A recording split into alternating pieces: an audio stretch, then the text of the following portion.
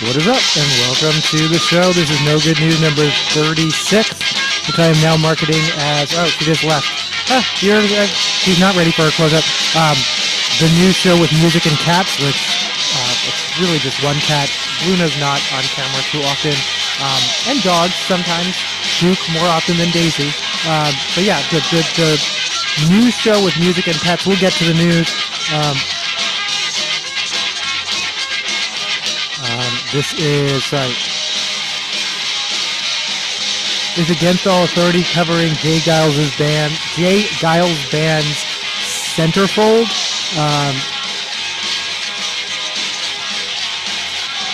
Had an in-person work day, though 2 of the 3 interviews scheduled were canceled, and the first one I had a conflicting meeting, so I didn't do any. It turns out I didn't do any interviews today.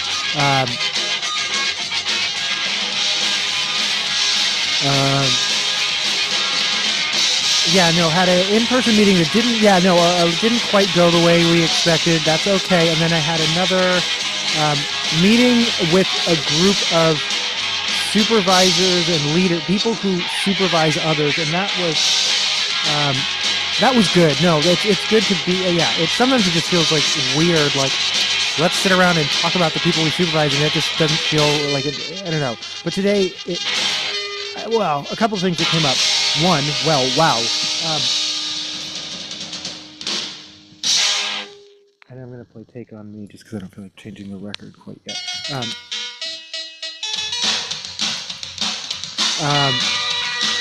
No, I mean, I think I talked about one of my direct reports. I hate all the words. Supervisees, direct reports, I hate them all. But one of the people who, I like to say people I support, the people I support. One of the people I support, now I realize people are like, what do you mean by support? Like, you're there, like, administrative assistant. I'm their boss, but I don't, would you want me to be here? Yeah, no, I'm not. I'm no one's boss, but I am their supervisor. It is my job to make sure they're doing the things they need to do. One of the people, whatever we call them, or me, whatever they call me behind my back.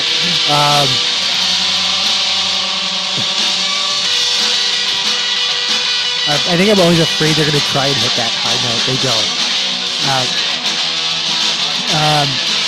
Has been really anxious. Like, I think I talked about emails around and policies around possible staff reductions. Yeah, has people on edge.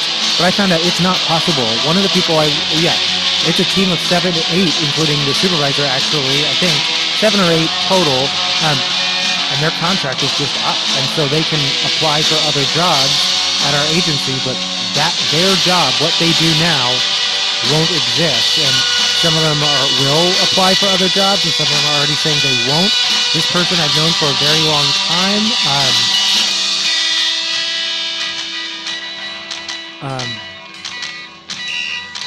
Is not sure she will, and that's so. This isn't hypothetical. This is real. This is happening, and I just want to.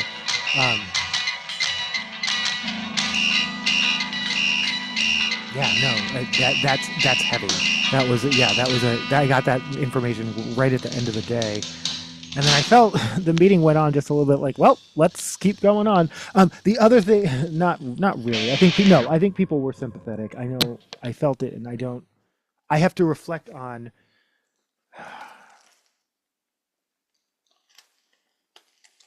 She already knows it's a reality, and she's not unwilling to talk about it. I should feel comfortable reaching out and saying something that I didn't necessarily feel like saying in front of everyone in the meeting. I need to think about what that something is.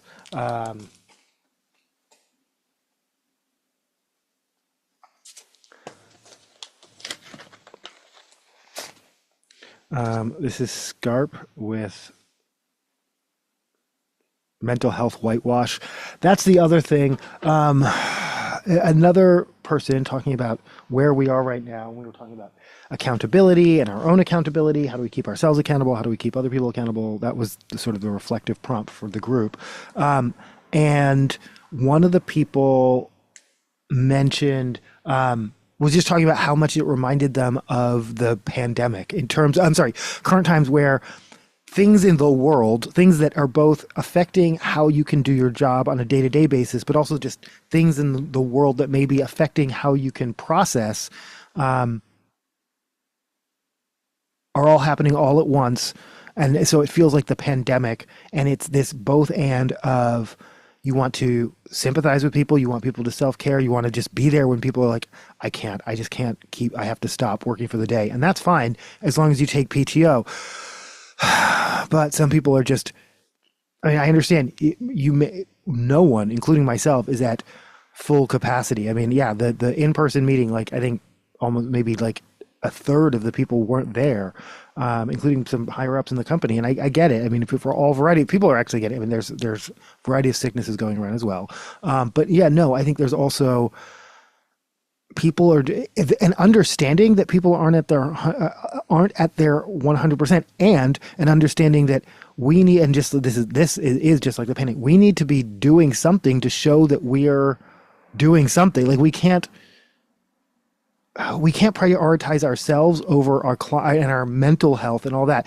I'm sorry. This is Scarp with mental health whitewash over the clients and the needs and our mission. And so that's the balance that I hold, where I hear people and I'm sympathetic. And yeah, I mean, use up all the types of leave you have access to, but don't just stop doing your job and hope for grace, because we all got to be doing our job. We all got to.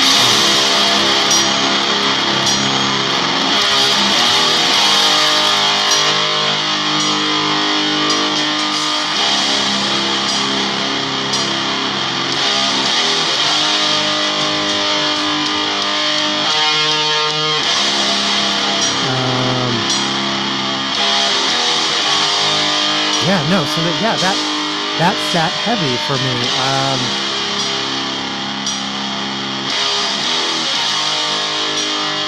But I also am thinking, how am I going to, I need to tell other people who may go into meetings sort of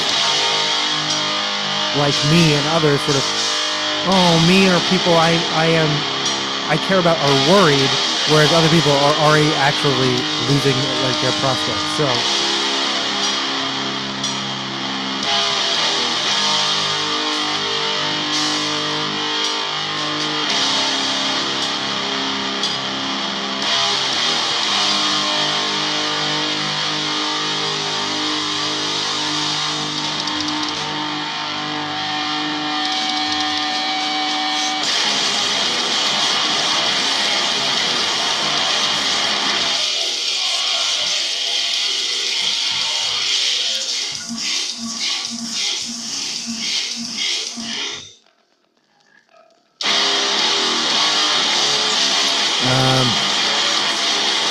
yeah, let's just get to the news. Okay, oh, yeah, as I report, well, Israel hits Gaza with extensive strikes, killing 400, ending ceasefire. I didn't have that detail, but they killed 400. That's from ABC News. It's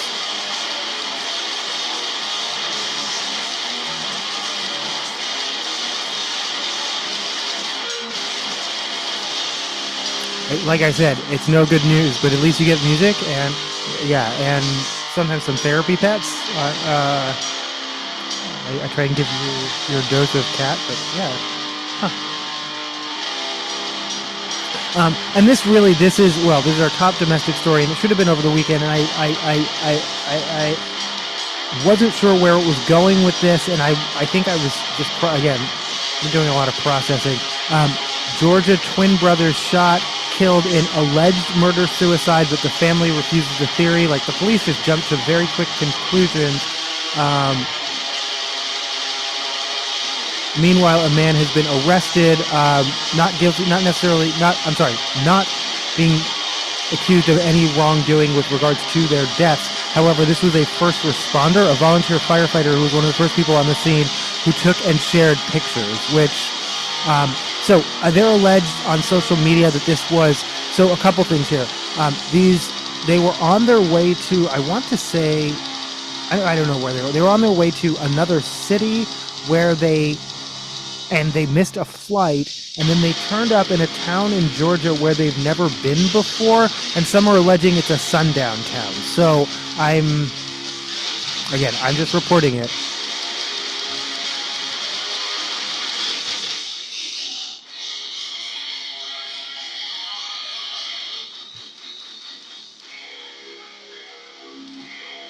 But yeah, that is a developing story that I'm not hearing enough of.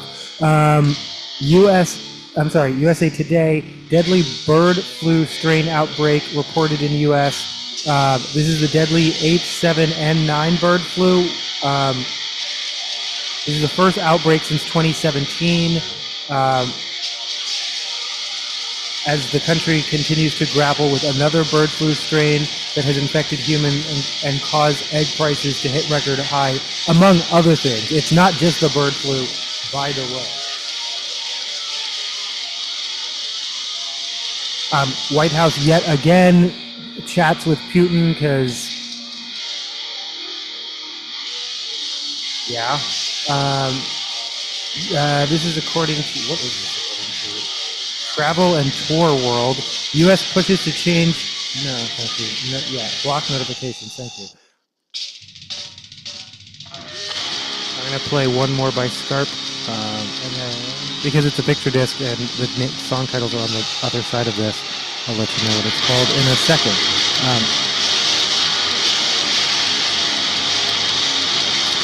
U.S. pushes to change cruise laws, allowing direct travel from Seattle to Alaska without Canadian port stops. Alaskan Senator Dan Sullivan is leading the push to exempt cruise ships from the Passenger Vessel Services Act, arguing that the current law unfairly benefits Canada and puts Alaskan tourism industry at risk. This move comes amid escalating trade tensions. So this is a pylon, as it were. Meanwhile, Wall Street Journal. I think this is a few days ago, isn't it? Yeah, Sunday, March 16th. Big retailers hardball tariff playbook. Haggle, diversify, raise prices. I think I already reported this, or at least, yeah. I joked on social media, like, diversify. They just did away with the DEI initiative. It's like they don't even know what the D stands for. So, more likely, they know what it stands for. They're just going to pretend it means whatever Donald Trump says it means to pledge fealty to a wannabe king. Am I going to end up playing the whole other side? Maybe.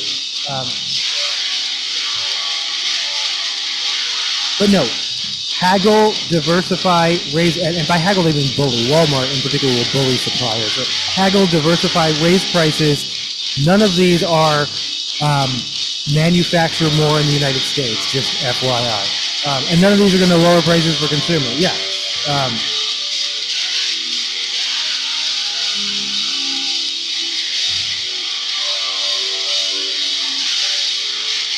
And then this is Fortune. Politics, boycotts.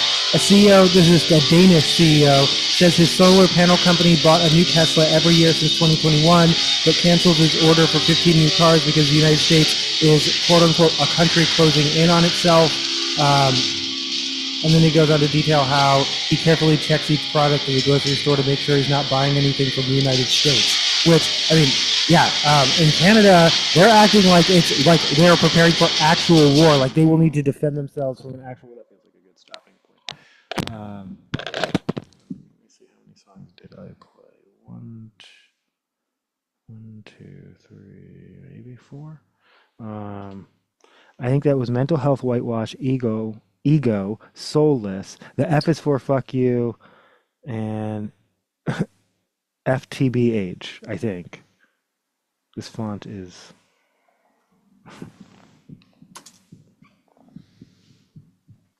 For the birds.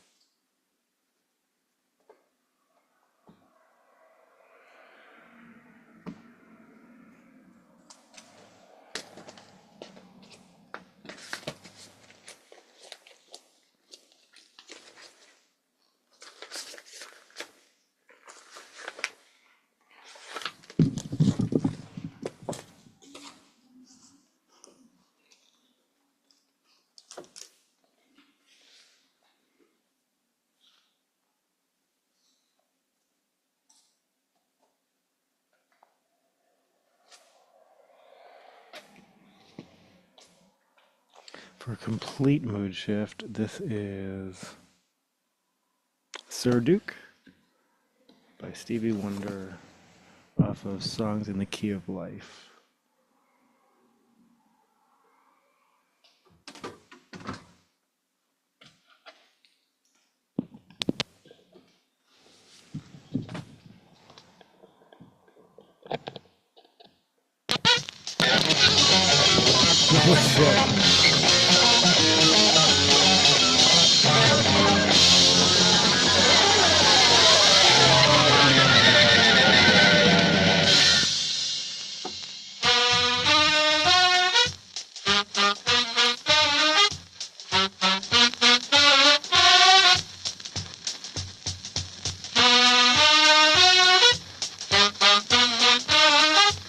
But again, that's one guy. I mean, Tesla's the Tesla normally sells about 400,000 cars a year in Europe, and now they're like the even like the most conservative are like, okay, maybe they'll only sell 300,000. I mean, this isn't. Elon Musk will continue to be obscenely wealthy.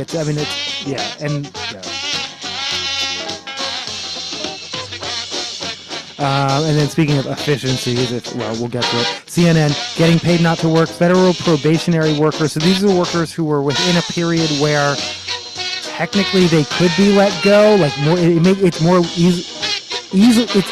easier to let them go legally without a reason. But still, the kind of mass firings that they did are probably not legal. However, they're now being reinstated and put on paid leave. So now we're literally paying people not to work. So do you remember the water company? Apparently it is a CBD or a THC water company. So that might have something to do with things. She's also an actress. She was in American Pie. As well as something called Kid Cannabis, Louder Milk, iZombie, and something called Six. Some of those I've heard of. But yeah, she was crossing into San Diego from Mexico, which she's done before, where her lawyer is, and yeah. Oh, I'm sorry. Spoiler alert, the white lady has been released.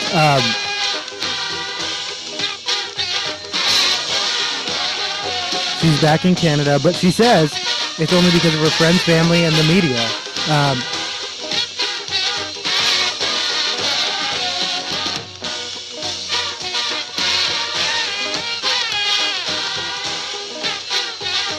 Oh man, I should do a whole show of just Canadian musicians. Let me think about that. I might. Yeah, okay. I can do that. In solidarity.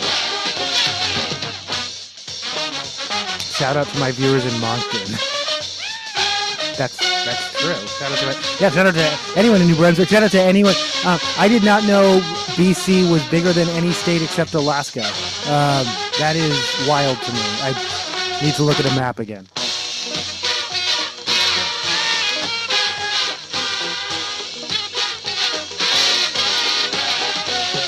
But yeah, she's the one who confirmed that they're still using the emergency blankets and putting people on mats on the floor with no pillows and she called it aluminum foil, but like those space blankets.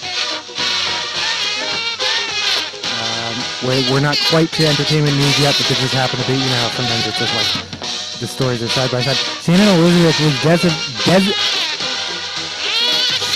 Elizabeth was devastated after American Pie screwed with her accent. They're ruining it. This movie's going to suck. I guess they had her read a couple of different ways. She played the foreign exchange student, and she was like, but she had worked really hard with her dialect coach, and she didn't like the direction they were going. But in the end, I think it all worked out. She came back for...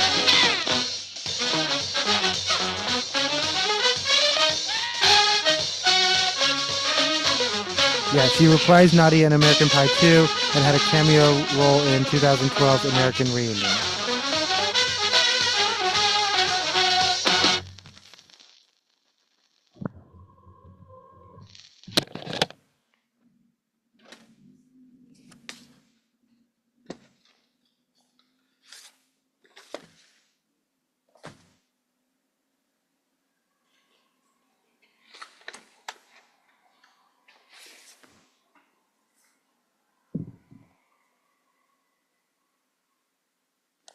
This is Things Will Never Be. Oh, I forgot. I forgot. There's a song called Friday Night on the here. I can add this to my Friday repertoire. Um, this is Things Will Never Be the Same. By Got a Girl off of I Love You, But I Must Drive Off This Cliff Now. That is Dan the Automator and Mary Elizabeth Winstead, aka Mrs. Ewan McGregor.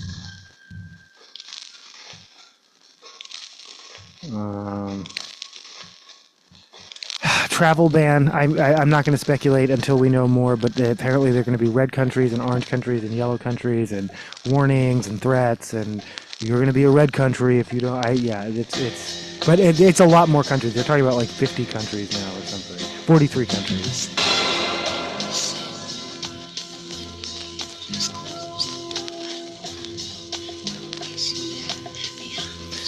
Snopes did the fact check. Yes, Arlington National Cemetery did remove links to web pages about Black, Hispanic, and female veterans. They say they are working to update them and will re-add them, but to comply with Trump Faxxx orders, that really happened. And Snopes they went back and found all the archived articles.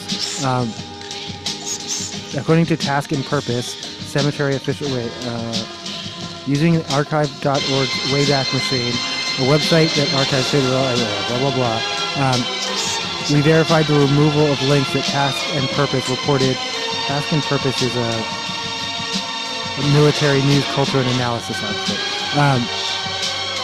The removed links include 3 pages from the notable grave section, 6 education themes, 2 pages from the history of Arlington National Cemetery subsection, and 1 page from the website's Explore tab. Therefore, we rate this claim true. We reached out to Arlington National Cemetery and got this reply. We are proud of our educational content and programming and work diligently to return removed content to ensure alignment with the Department of Defense Instruction 5400-17 and executive orders issued by the President. We remain committed to sharing the stories of military service and sacrifice to the nation with transparency and professionalism while continuing to engage with our community in a manner that reflects our core values. In a further March 14, 2025 email, the same spokesman said, we're hoping to begin republishing updated education modules next week. African American history removed from notable grave section, Hispanic American history removed from notable grave section, women's history removed from notable grave section, African American history removed from the themes drop down of the education section, Civil War removed from the themes drop down of the education section, Environment and ANC removed from the themes drop down of the education section, Medal of Honor removed from the themes drop down of the education section, Service branches removed from the themes drop down of the education section, women's okay, well, there are only 3 more, but okay. Yeah, women's history, theme drop down, blah, blah, blah. Freedmen's Village, removed from the history of Arlington National Cemetery subsection, and Section 27, removed from the history of Arlington National Cemetery subsection.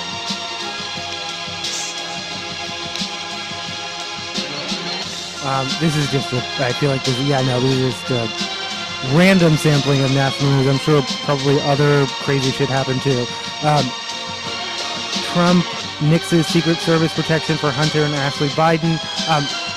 This is, on one hand, you're like, that's just petty. They're going to have to hire private security because his supporters, particularly Hunter, are rabid, and they have made threats on Hunter already. So, yeah.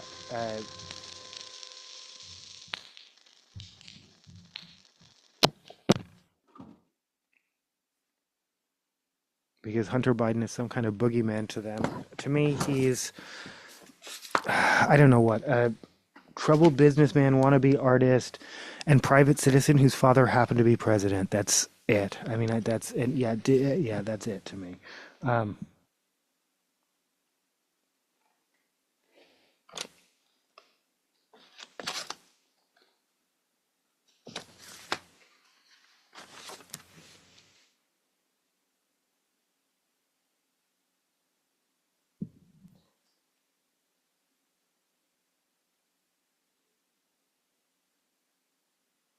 Okay, this is Neo Boys off of Sooner or Later with Time Keeps Time, Cheap Labor, and Hands Down.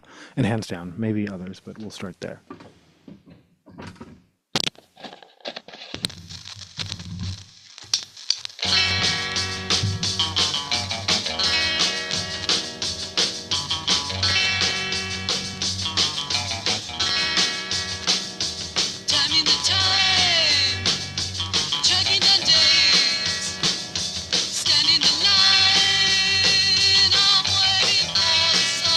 Former Proud Boy leader was freed from a 17-year prison sentence by Trump. Then his problems began. Again, I don't know why we do these.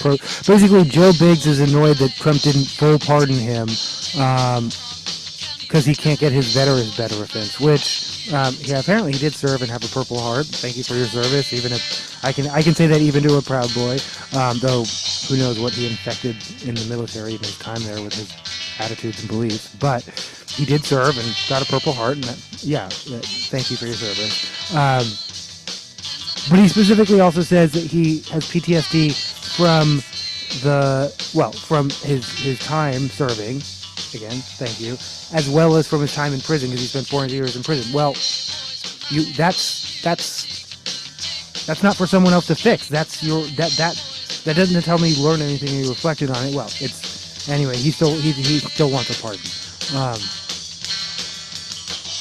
Trump releases classified information, classified files on JFK assassination. Here's what they say. Is a somewhat misleading headline from USA Today because what they actually say is, we don't really know. It's too soon to tell. There are hundreds there are tens of thousands of pages, and a lot of it's like they're all scans, and it's fine. You can't really read it, and so it's going to take time. And whether it says anything significantly different from what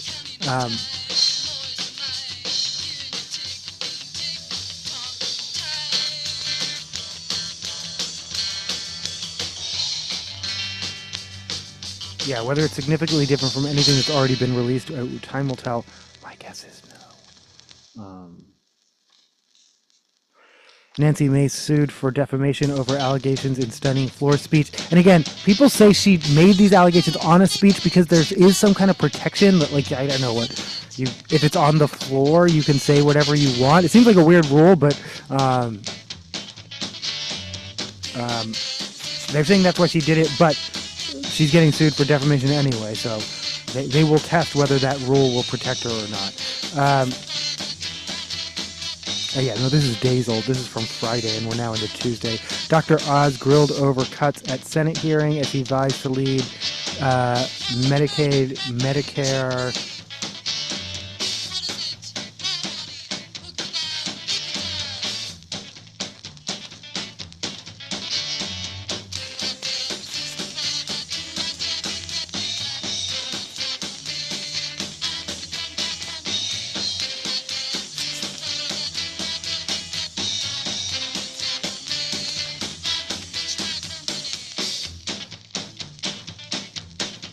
I'm not seeing any news. I'm not seeing... Dr. Oz makes no commitment to not cutting Medicaid. So I guess he's still testifying.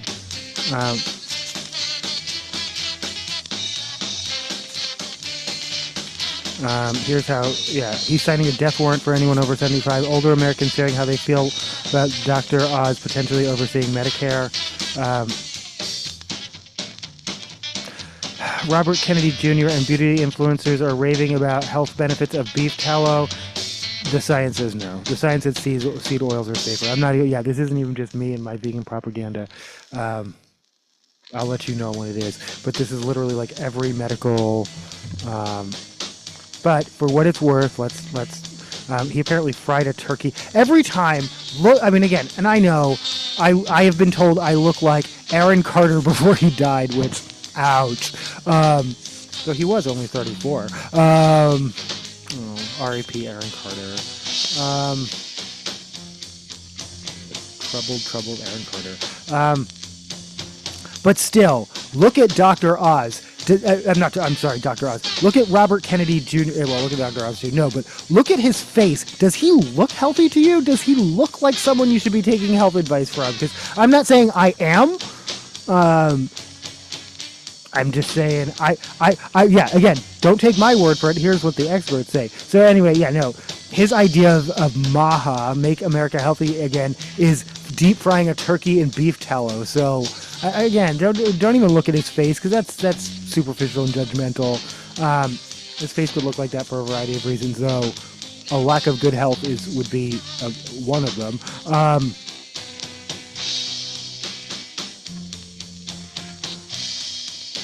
Yeah, beef tallow is high in saturated fat.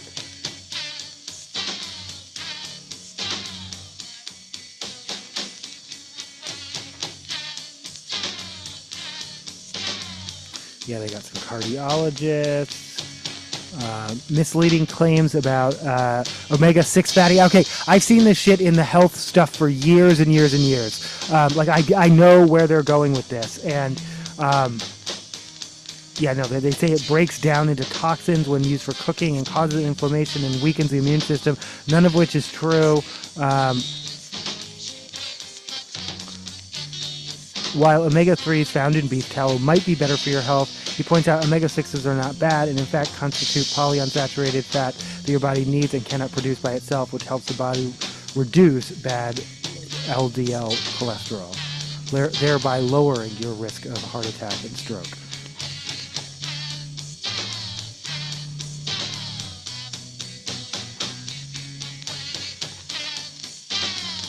On the bright side, beef tallow does contain small amounts of omega-3s, according to Cleveland Clinic, as well as fat-soluble vitamins A, D, E, and K. Abby Langer, a clinical nutritionist and registered dietitian, told USA Today, providing benefits that include improved skin, eye, teeth, and bone health, boosted immune system, and boosted immune function. Still, there are other sources for these nutrients, and because of its connection to heart risk and stroke, she wouldn't recommend tallow. So, yeah, none of the experts recommend tallow, but they found one person who was like, yeah, no. And then as far as how about as a skin, because people are slathering that shit on their face, which is, yeah, okay. Yeah, I try not to be like, oh my God, that grosses me out so much. Like I was a vegan and working at a steakhouse. Like I don't care, eat what you're going to eat, does, but like rubbing it on your face does actually, I'm like that. Like next greasy right winger, you'll be like, oh my God, you have beef tallow all over your face, don't you? No, stay away, don't touch me. While tallow was found to have hydrating and moisturizing properties, researchers found comparative studies found that options including pumpkin seed oil and linolenic I'm sorry, I get this one wrong every single time. Linoleic acid offer superior moisturizing results. Regarding research indicating that tallow could be beneficial to skin conditions including dermatitis, dry skin, psoriasis, it's concluded that more research is needed, particularly since some papers reported tallow caused severe skin or eye irritation. So, yeah, make your own choices, do your own research.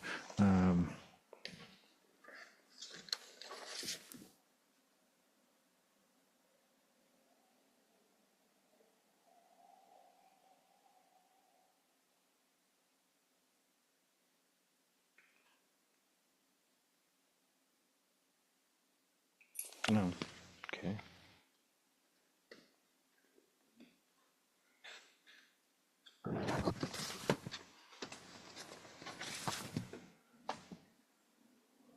This is Don't Tell 'Em by Jeremiah off of Late Nights.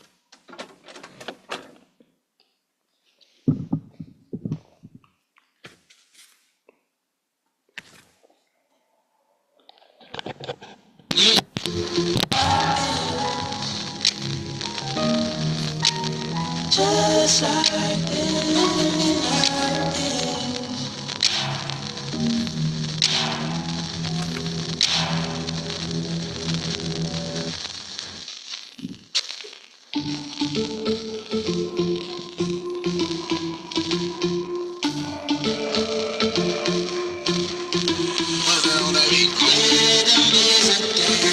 I need a companion, girl. I guess FDA reportedly raids manufacturer of poppers, an increasingly popular party drug.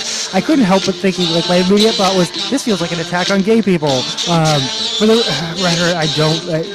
It dismays me that they are, like, they're dangerous. I'm not in favor of them. It dismays me that they are an aspect of the gay culture. But apparently, no. That was, like I said, that went through my head, but it was almost like kind of like a joke. Robert Kennedy Jr.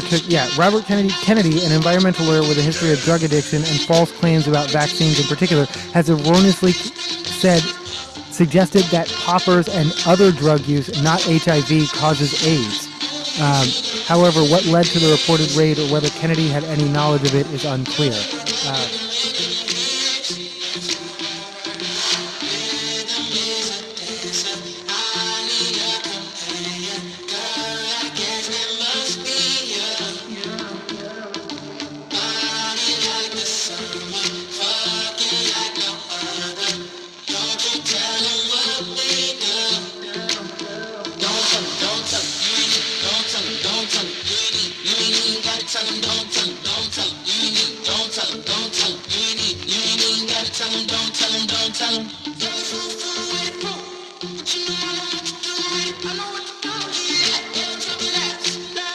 Yeah, no, I'm sorry. Some of this I'm doing in real time because I didn't, Mahmoud Khalil is still in custody. He penned an article, my name is Mahmoud Khalil and I'm a political prisoner. Is that right? It is? Yeah.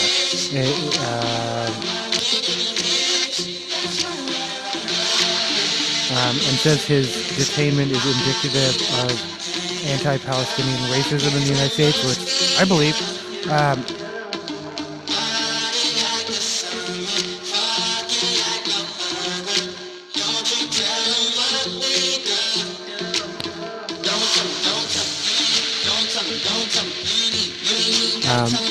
A group of photo of the LA 8 on June 27, 1987. Nearly 40 years. I'm sorry. This is the New Yorker. The last time pro-Palestinian activists faced deportation. Nearly 40 years ago, immigration officials in LA arrested 8 young immigrants, 7 Palestinian men, and the wife of one of them, a Kenyan. The immigrants were mostly students. 2 were permanent residents. The others were on student visas. They had been involved in pro-Palestinian activism.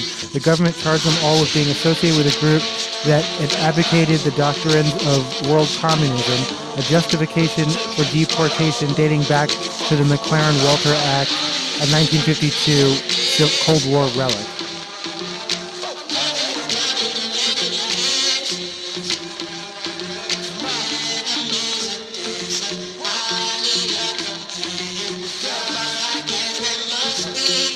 You may start hearing Fox News is hyping up a documentary called October 8th, which purports to,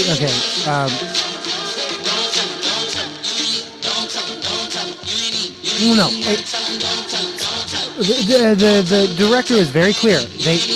On October 8th, when I saw protests in Times Square, when I saw what was happening the next day, October 9th at Harvard, where more than 30 groups signed onto a letter blaming Israel on the attack on itself, and then we saw the same thing happen from campus after campus, from Columbia to NYU to Tulane to MIT, Cornell, Penn. It just felt like the world had lost its mind. The silence, the dismissal, the denial. And so by the end of October, I knew I needed to document what was happening, and that's when I wrote the treatment for the film. So, again, there's nothing wrong with this. It's a documentary. Documentaries have... the important thing to understand is not any particular criticism about this documentary, but documentaries in general. They have a position and they start with it. They start with the position and then they get the footage. And if they don't, occasionally, they will follow the story where it goes. But more often than not, they will get the footage. And if they don't get the footage, they will... it's not about getting the footage or not getting the footage. Whatever footage they get, they will edit it to fit the narrative that they started with, unless, as is sometimes the case, and these are actually some of my favorite documentaries, when the story changes, when the story changes and when the story changes them, when they themselves realize their perspective has changed as a result of what they've uncovered. Or yeah, but this doesn't sound like that kind of documentary, and it's fine. You may have heard of the Oscar-winning documentary "No Other Land." This was made by both Israeli and Palestinian filmmakers. This is playing in theaters. This actually came up at my job today for reasons. What am I playing?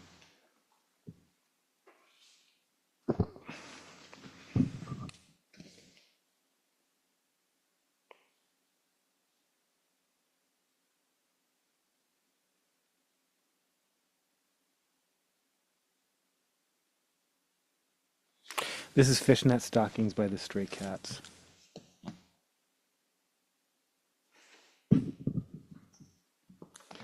Followed by So Long. Maybe I'll play Kids in America. I probably will. I don't usually play Kim Wilde's original flavor, Kids in America. I may as well. And followed by So Long by Fisher Z. Yeah, I might end up playing this whole A-side.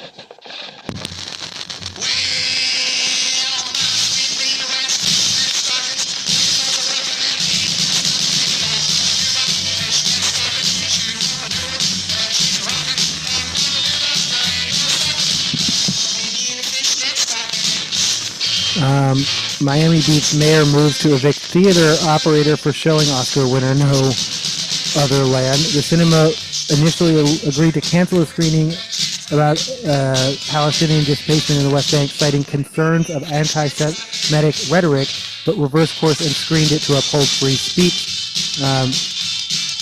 Meanwhile, CUNY, or City University of New York, plans to modify Palestinian studies job posting after New York Governor Kathy Hochul orders it to be taken down. The ad, which was originally reported by the New York Post, we seek a historically grounded scholar who takes critical lens to issues pertaining to Palestine, including but not limited to settler colonialism, genocide, human rights, apartheid, migration, climate and infrastructure, devastation, health, race, gender, and sexuality, part of the listing read.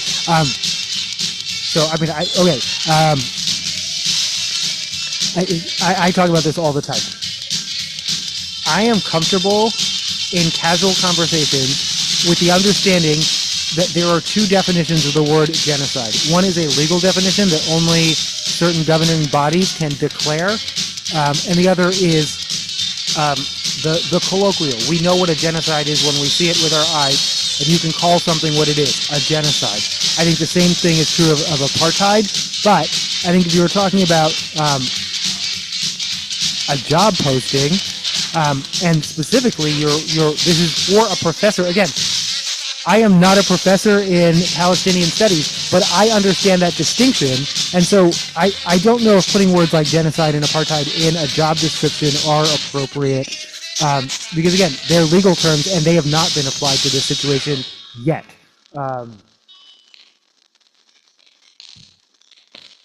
So no, that's interesting to me. But it also that the governor's stepping in, that it does feel increasingly any criticism of the state of Israel is, and I think some people are cynically doing it on purpose, is cynically relabeling it anti-Semitism, especially when they won't show the evidence, when they won't say, okay, what exactly did Mahmoud Khalil say? What did he do? What words that you can attach to him, hopefully by something that can be documented,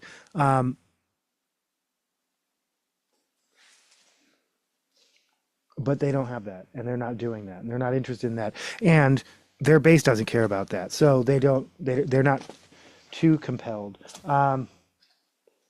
I mentioned poppers there, and the gay community. They're actually, there's a bottle of Rush pictured on this dashboard. Am I gonna play? Am I gonna play black metal? I am gonna play black metal.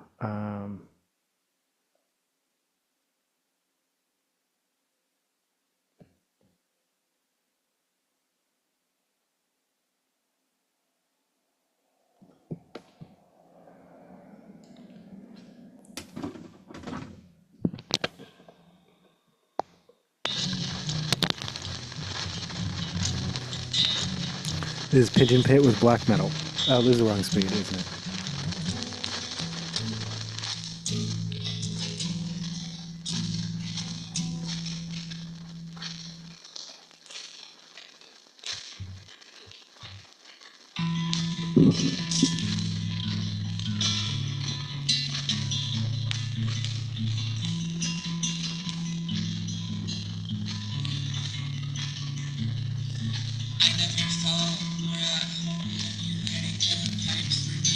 Because my hands are on the steering wheel 100,000 miles an hour at least across the Oregon border. Black metal full volume, there is no way that I could hear you. If there was anything to say, maybe I hate myself, I hate the body I was born in. Or I love you.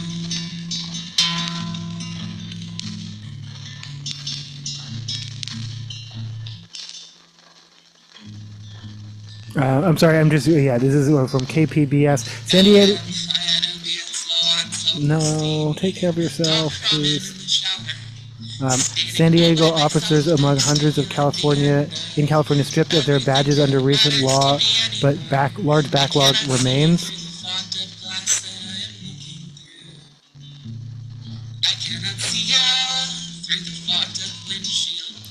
In May of 2020, 23-year-old Amari Johnson was waiting for some friends outside an apartment building in La Mesa when Officer Matthew Dagas started questioning him. This was 2 days after the murder of George Floyd in Minneapolis, and what happened next would become a local flashpoint in the broader reckoning over racial justice. Johnson, who is black, answered the... did I say that those twins were black? Well, I mentioned Sundown Town. I'm sorry. No. The context of why aren't police investigating this? Why isn't this being reported more? They're black. Sorry. Yeah, I left that out probably. Johnson, who was black, answered the officer's questions, and then Dagas, who is white, grabbed Johnson's shirt. The exchange is captured on the officer's body camera. "Stop touching me, bro," Johnson said. The exchange unfolded. Dagas pushed Johnson onto a concrete bench multiple times before arresting him. A video of Johnson's arrest went viral. Days later, La Mesa was engulfed in protests that turned into riots. Johnson was never charged. Dagas, meanwhile, was fired after an administrative investigation found he made false statements in a police report. He claimed Johnson was smoking in a non-smoking area and took a fighting stance towards the officer. So again, this is...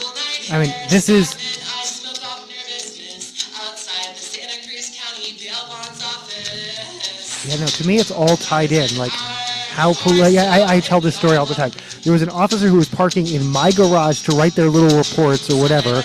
I don't know why they couldn't do that in the parking lot of the police station that's like just down the block. I called to complain about it. The person taking was like, "What's your complaint?" I'm like, "They're on my property." When I came and when I came out to talk to them about it, they immediately pulled out and left. So, which tells me they know that they're doing something wrong. I just want to know what the policy is about commandeering private driveways.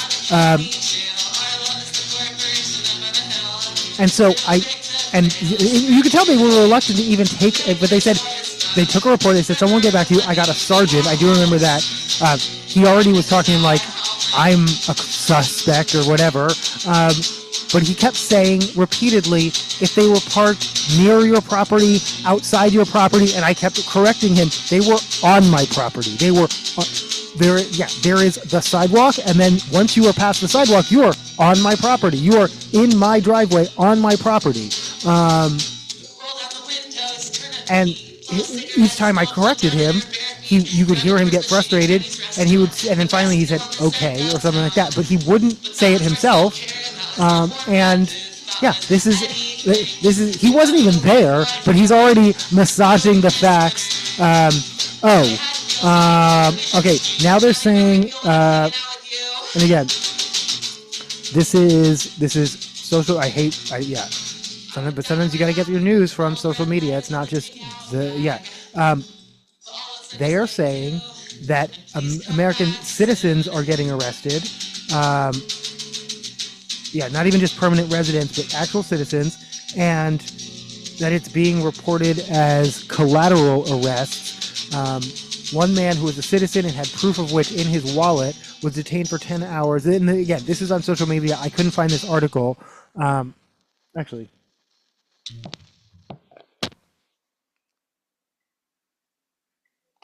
detained by ICE for 10 hours with no record of arrest.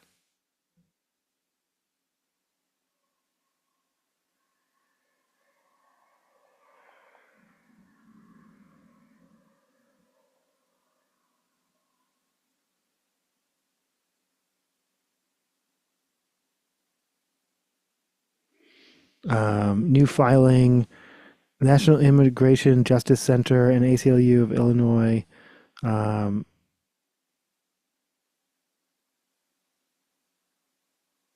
Yeah, no. Well, okay. 22. Okay, well, at least one report is reporting, 22 people in the Midwest that shouldn't have, including one U.S. citizen. So, but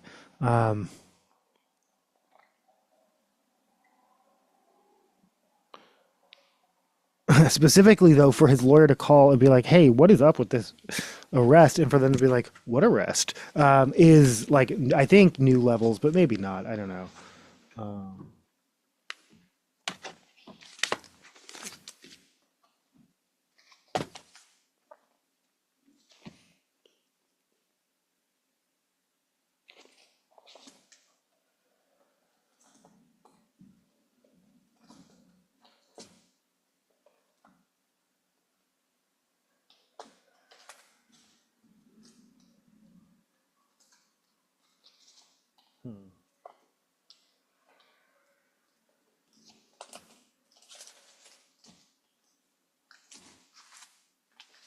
Is Pokey Lafarge?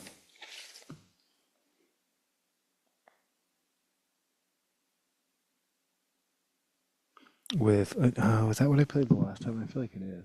No, I played something in the water last time. This is All Night Long, followed by Goodbye Barcelona. We are not going to go all night long. Oh, that's not the right speed.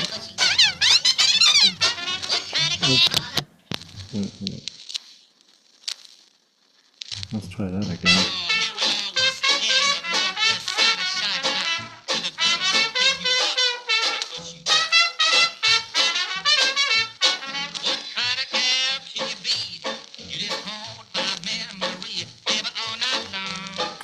Meanwhile, also in California news, California residents told to shut windows, avoid driving in multiple areas due to National Weather Service air quality alert. Elevated levels of harmful particles in the air could pose health risks, particularly people with lung and heart disease, older Americans, or older adults, I don't know why I said Americans, people who are pregnant, children, and those who spend a lot of time outdoors. Thanks, Newsweek. I see you.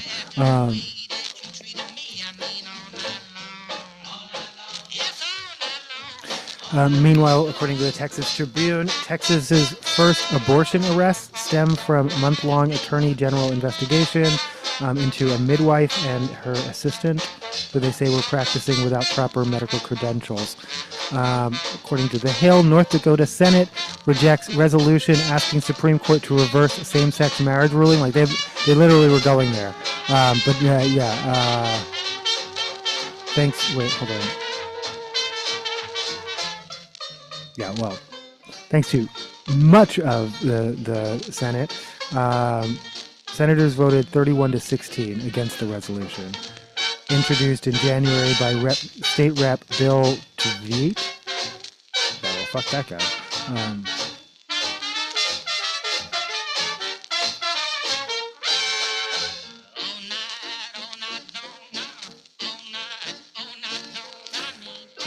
It's New York Post, decolonizing Shakespeare.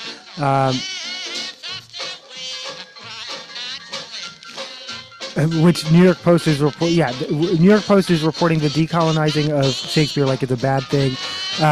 Regarded as the most influential writer in the English language, some of William Shakespeare's work is now viewed by critics as racist, sexist, and homophobic. As a result, Shakespeare's Birthplace Trust is So they're an organization is making a decision themselves, and I don't know. Post is framing it like that they're being pressured, like it's I don't even know. Like yeah, that's New York Post for you.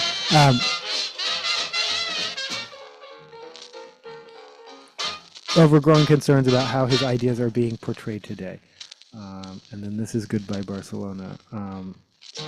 The trust, which owns several buildings in Shakespeare's hometown of Stratford-upon-Avon, England, and a collection of personal documents of the writers, wants to create a more inclusive museum experience by promising to remove offensive language from its collections. As part of our ongoing work, we've undertaken a project which explores our collections to ensure that they are as accessible as possible. Yeah, if you're public-facing, that only makes sense to do, and that's not that is a good business decision.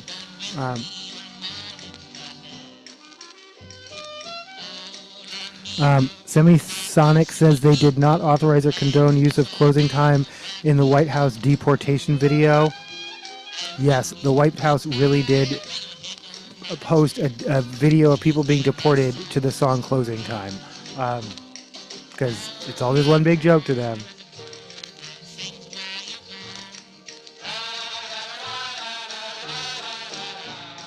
Yeah, I'll be honest though, Semisonic didn't immediately jump out at me. If you had asked me, well, do you know the song Closing Time? Of course. Who sings it? I wouldn't have known. I wouldn't have had an answer. I don't know what I would have said. I would have been like, Gin Blossoms? I don't know. Yeah, I don't know.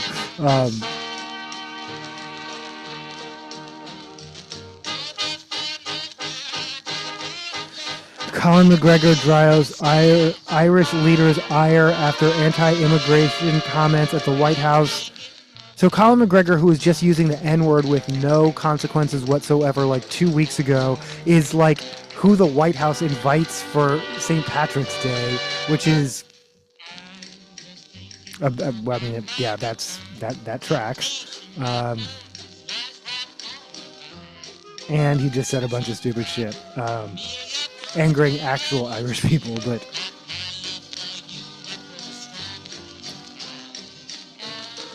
basically he said that the Irish government failed the Irish people because Irish towns are becoming immigration is ruining its Irishness because he's, gotta get those that nationalism dig in, that low key, not so low key. According to Hollywood Reporter, Ye, aka Kanye West, seemingly drops a new song featuring Diddy and his daughter North. I don't make the news, I just report it, and all right.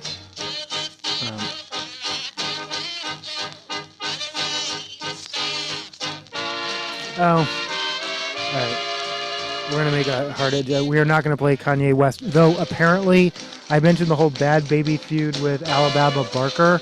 I don't think the most depressing aspect of that was Ye having to having to weigh in to say he did approve her sample, but he didn't know the content, and he's not involved in the feud. He didn't know what it was about. Like, I like how he's like, and that he called Travis Barker, I guess, to make sure they're all good, which is not surprising to me that Travis Barker and Kanye West are on terms. Because, yeah, so that was the disappointing part about that. Bad Baby Crash Out, sorry.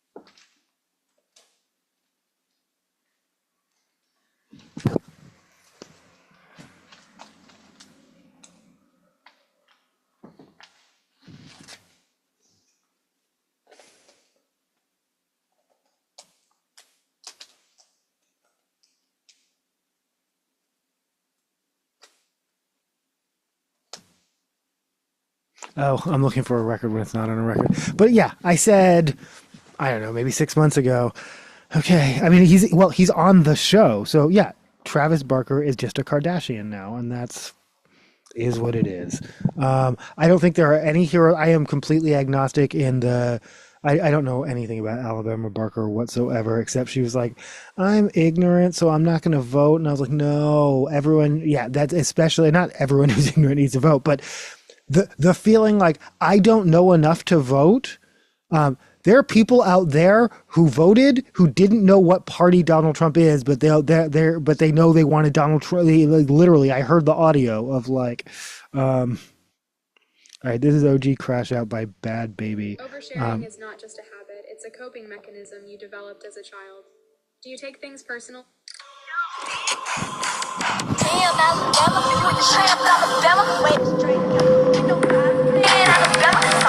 Her last video, I guess, had a Travis Barker lookalike. Think I'd tell you anything, you dumb dirty hoe. I wouldn't tell you what color socks I got. Stupid bitch. Cause that's Bhad Bhabie. Bhad Bhabie's going to do what Bhad Bhabie's gonna fucking do. And there's nothing you're gonna do about it. She's gonna fucking win. Win, win, win, win. The fuck you talking about? I don't know who gassed these bitches up, but some need to be said. How these bitches think she ate, she just another bitch that I fed. Why you all in that man face, my pussy still on his breath? I heard his money on the head, but ain't nobody around here dead. Bitch, keep talking like you hot, I have him laying at your spot. OG crashed out with the drum, I blame 182 shots. You the crybaby, you calling Ye about the last diss that I dropped. You keep running back to your daddy, I don't know when I last seen my pop. I just killed you on my third diss and my last one still hot. All the whips you seen in my last video ain't none of them shit props. Bitch, you scared. You posting up Big Mama like she with you. Bitch, you weird. Miss Piggy used to be fat before the Ozempic. Use a bop, bop, bop. Tryna use me for my name. If I crash out, Mama crash out too. We got the same DNA. You worry about baby killing this baby when that baby killing them babies. Guess you really ain't daddy, baby. I'ma show you how to be a lady. You know I'm gonna be Bitch, I playing ain't Brother tripping if Litt's your Hog foot out. Surround yourself with blacks, but still ain't invited to the cookout. Crack a bitch. I ain't backing down from shit. I feel like Curtis Jackson. I gave a belt to ass and the whole world witness what happened. How you born rich and you acting ratchet, you moving backwards. How you got Atlanta accent, you fooling me, you from Calabasas. I'ma make sure this the last song you gon' make about me, bitch. Face to face, you can't do that with no makeup. No AP bust all the way down, your time on Jacob.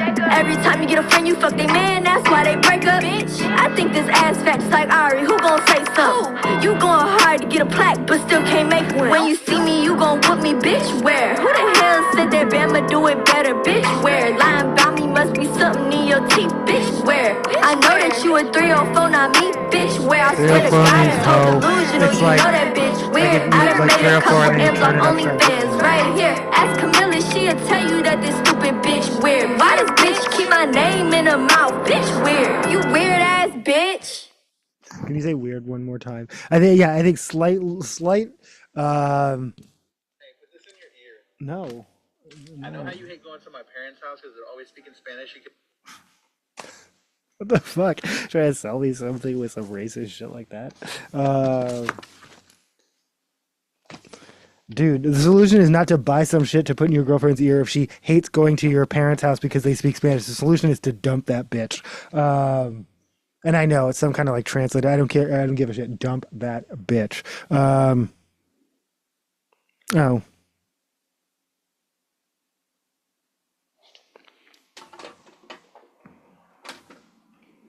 This is sometimes by Blink 182.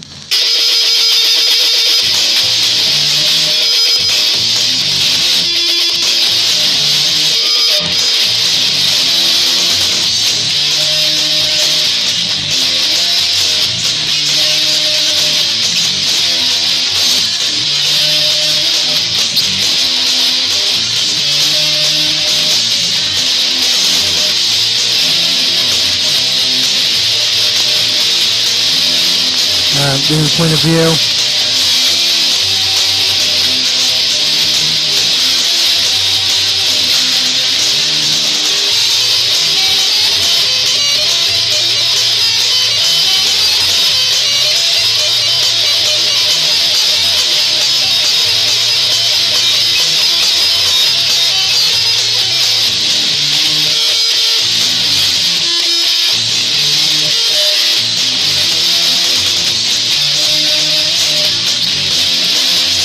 Back to the news.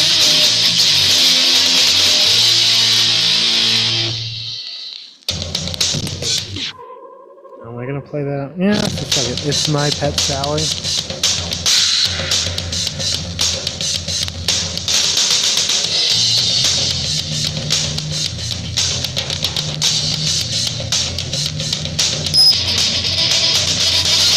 He's not a bad drummer. That's not the concern.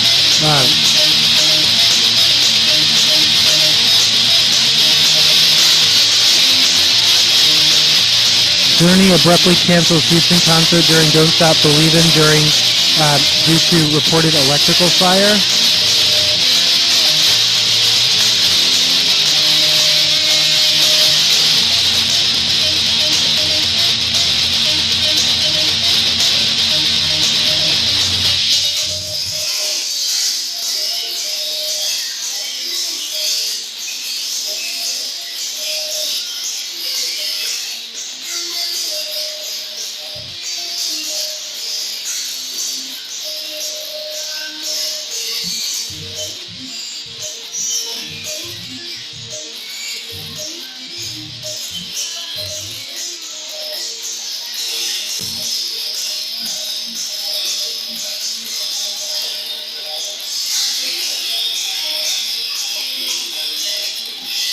According to fans of the show, an announcer told the crowd that an unplanned pause was due to an electrical fire and said that Journey would continue the show. But the Rockers did not return to the stage and the gig was subsequently canceled. Comedian Tracy Morgan says he's okay. Had food poisoning after vomiting on Madison Square Garden court during Heat's Knicks game. The game was delayed. He was like courtside, so he literally like vomited onto the court, delaying the game by like 10 minutes. Someone said he had a nosebleed too. I'm not saying anything. I'm just saying someone said he had a nosebleed too.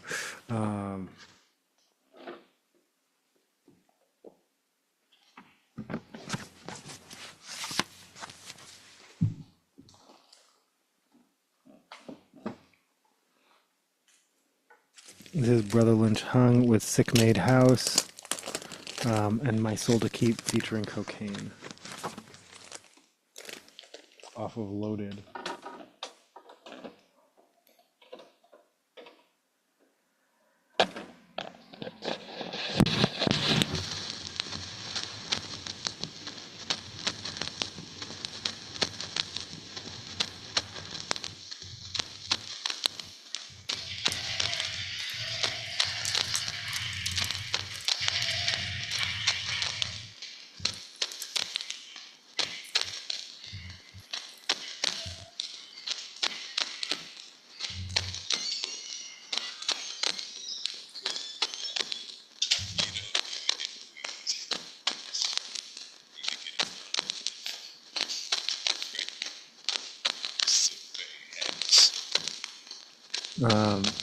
Chappell Roan's pleading for health insurance reveals complicated hurdles for recording artists. I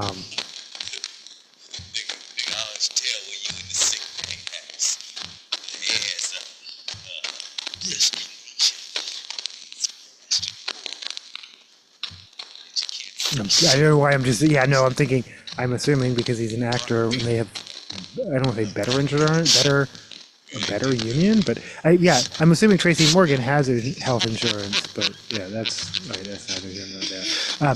Neil Young says he will stop selling platinum tickets for concerts, says The Cure's Robert Smith inspired him. That's touching. The Cure, along with, I don't think I have that playing AJR. Did I? Oh, maybe I did. I guess I did. I know I was talking about them.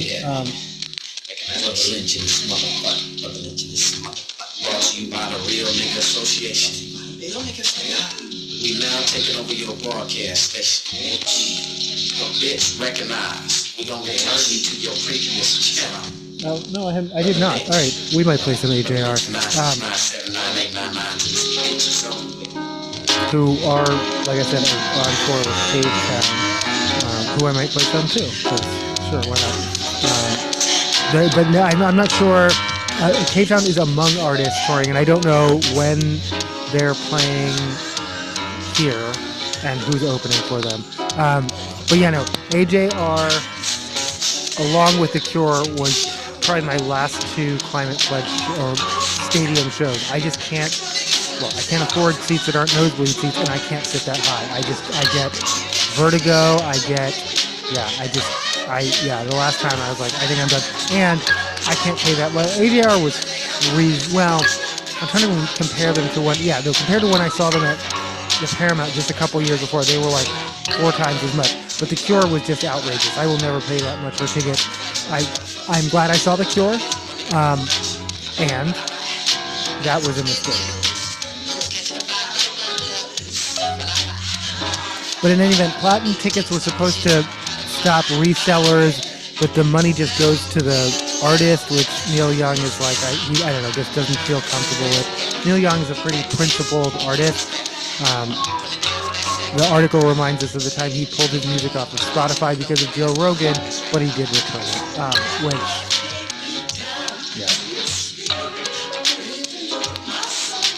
iHeartRadio Music Awards, I just don't get it. So iHeartRadio is what used to be Clear Channel. I can't. Like, I just can't. But I can get excited about Saw 11. No, wait. Never mind. I spoke too soon. Hollywood Reporter, Saw 11 stalled amid inter-squabbling.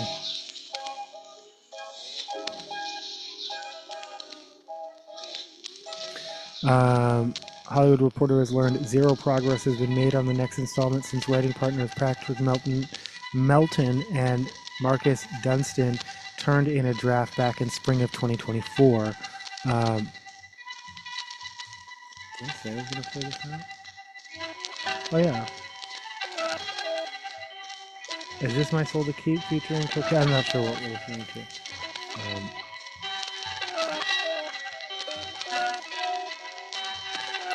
We haven't heard anything since May. Who's been involved with the franchise since 2007's 4. It's stalled at the managerial level. It has nothing to do with creative or anything else.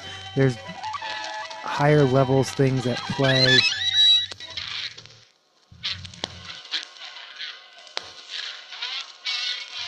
In December 2023, Lionsgate announced that the franchise mainstay Kevin Greutert was attached to direct Saw 11 for a September 2024 release, but the studio ultimately decided delayed it by a year to September. See, that's what I had read.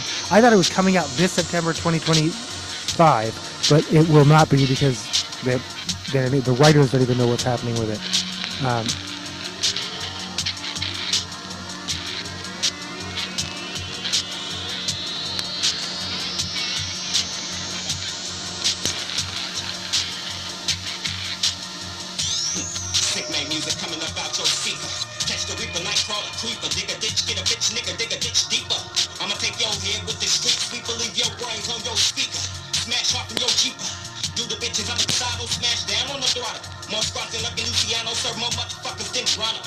Oh my god, I forgot this. I do remember this. Saw 6 had, in which health insurance executives are targeted by John Kramer, aka Jigsaw. Remember, he had terminal disease that somehow he lasted like 17 movies in, but whatever.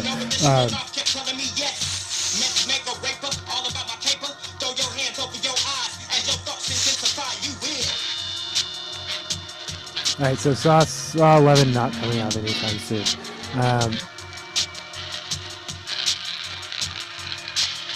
I like Young Sheldon. It's one of my favorite shows. I like George and Mandy, First Marriage. I like Mom. So it's not that I don't like Chuck Lorre. Something about Big Bang Theory. I like many of the actors on Big Bang Theory. I've never had any desire to watch the show, and I've never watched an episode of the show.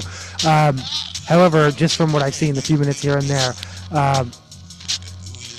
I guess Chuck Lorre described. Well, first of all, he said that the first episodes of Big Bang Theory were like sexual in a way, or risque in a way that he realized later wasn't the tone of the show, which is interesting. And that keeping Sheldon more innocent was preferable, which, yeah, definitely. But he also says they didn't really know what to do with her character at first, and she admitted that she was cliched and one-dimensional. Kaylee Cuoco's Penny. But ultimately, although originally she was just sort of a dumb blonde, they realized she understands people and emotions and relations in a way none of the other smart characters do. And so they found her niche on the show. I get all this. None of this makes me want to watch it more, but I'll report it. I don't know why. But it was an interesting article. Rolling Stone, Justin Bieber admits he feels unqualified and equipped. In candid post amid concerns about his health. Not even 5 diamond certifications, 2 Grammy Awards, and nearly 2-decade-long career can help Justin Bieber's imposter syndrome at bay, keep his imposter syndrome at bay. In a candid Instagram story, the musician opened up about his feeling unqualified and equipped most days. People told me my whole life, wow, Justin, you deserve that. And personally, I've always felt unworthy, like I'm a fraud, Bieber wrote. Like when people told me I deserve something, it made me feel sneaky, like, damn, if they only knew my thoughts, how judgmental I am, how selfish I really am, they wouldn't be saying this. Relatable. No, honestly relatable. Meanwhile, James Vanderbeek opened up about how feeling, his cancer survival journey has made him feel inadequate as a parent and as a spouse, a partner, and he's not working, so he's not a breadwinner, but he's also just not there. He can't pick up his kids, and he just doesn't.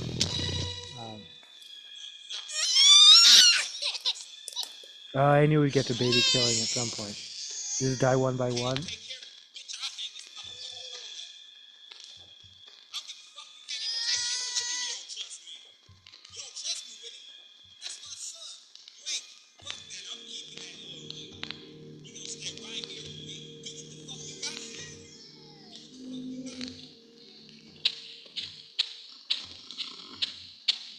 Oh, and what really happened on the set of Anora? I didn't even know that this was a thing. It flipped halfway through.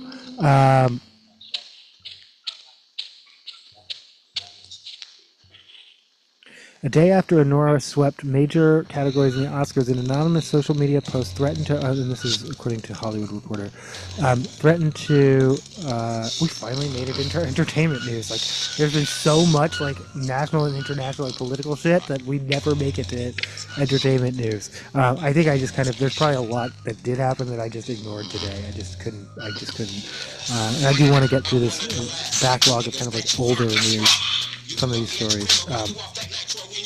An anonymous social media post threatened to throw cold water on the uplifting narrative of a low-budget indie that could. On Cruise Stories, a popular below-the-line social media hub, one unnamed critic alleged that the $6 million production and its auteur director, Sean Baker, avoided major crew union IATSE for part of the 2023 shoot, keeping costs low, screwing over Baker's crew and depriving them of work hours they could use to be eligible for union co-administered health benefits. Once the labor group attempted to unionize the production, which it eventually accomplished and tweeted about on March 16th of that year, the production fought it tooth and nail while Baker, quote-unquote, had a hissy fit and wasn't friendly to the crew after the post alleged. Though anonymous internet mudslinging about acclaimed film is nothing new, the description was widely circulated within the industry. As days passed, several Anora crew members, including the film's prop master, a grip, and the best boy grip, defended the production in post comments, and as questions reverberated about what the set looked like. So what really happened? The Hollywood Reporter reached out to dozens of people on the production. Only a few would discuss, though those who did depicted a fairly typical flip, or when a non-union production goes union mid-shoot, of a New York indie. For whatever reason, IATSE got to Enora late. The union stepped in a few days before the film eventually wrapped up its nearly 2-month-long New York production schedule and moved on to Nevada, even though Sean Baker is a marquee name in indie film, having received awards for 2015's Tangerine, 2017's The Florida Project, and 2021's Red Rocket. Of those titles, only The Florida Project was produced under an IATSE contract. It's not clear who reported the production, alerting the tri-state area IATSE Local 52 that a non-union film eligible for low-budget theatrical agreement with the capacity to potentially pay union health and pension benefits was actively shooting. The film's producers did not comment for this story, though it may come as a surprise to some. Hollywood sets don't always flip due to poor working conditions, though certainly that can be one reason. All it can take for IATSE to potentially attempt a flip is a report. And someone might call in a project for any number of reasons, such as a worker wanting to receive union standard wages or apply their working hours towards being eligible for a union co-administered health plan. Crew members can also get their first union cards by being part of a crew that flips, thereby having access to union benefit plans, contracts, and representatives if they have an issue. Still, anyone, not just crew members or union members, can report a non-union production to IATSE.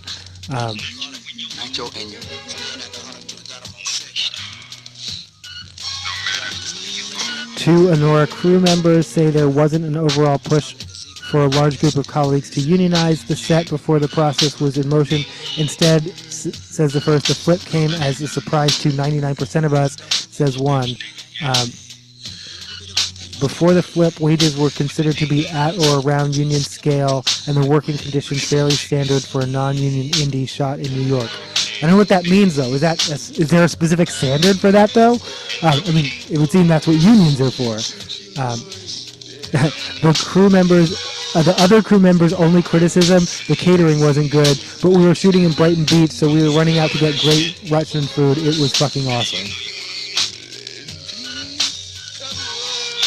Writes a third crew member working on set, nothing was out of the ordinary from my perspective beyond a few days of overtime.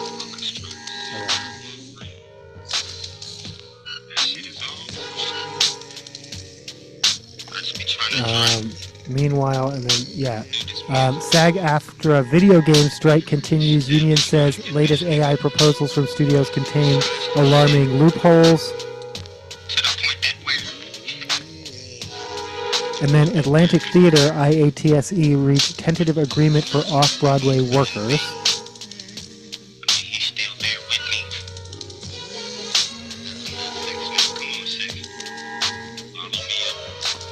Oh, so wait, Snow White is gonna have, but it does have little people, but they're CGI. That does seem dehumanizing. However, someone who's played a variety of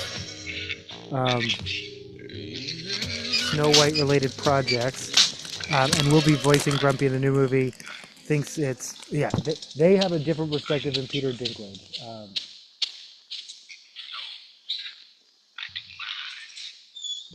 I don't know why the fact that they're using CGI for people, and I don't know why, somehow the excuse, but they're using CGI for the animals. So why not the people? Because they're not using CGI for Snow White. They're not using CGI I think that's dehumanizing. But yeah, we all have opinions.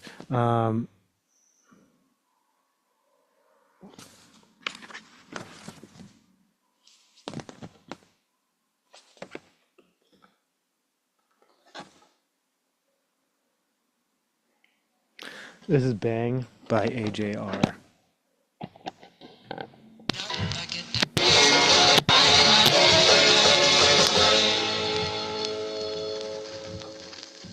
I'm actually still traumatized by their stage light prank like that. I don't think that. I mean, well, it's memorable theater, so I'll give them that. But it.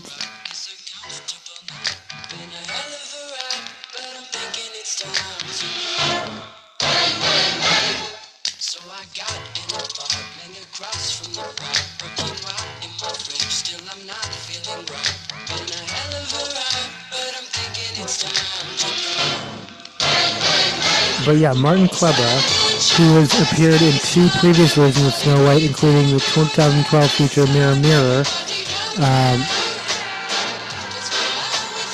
is disappointed that there's not going to be a red carpet. Meanwhile, Rachel Ziegler says Ariana Grande reached out to me to offer support ahead of Snow White release. She's so deeply kind. That's sweet.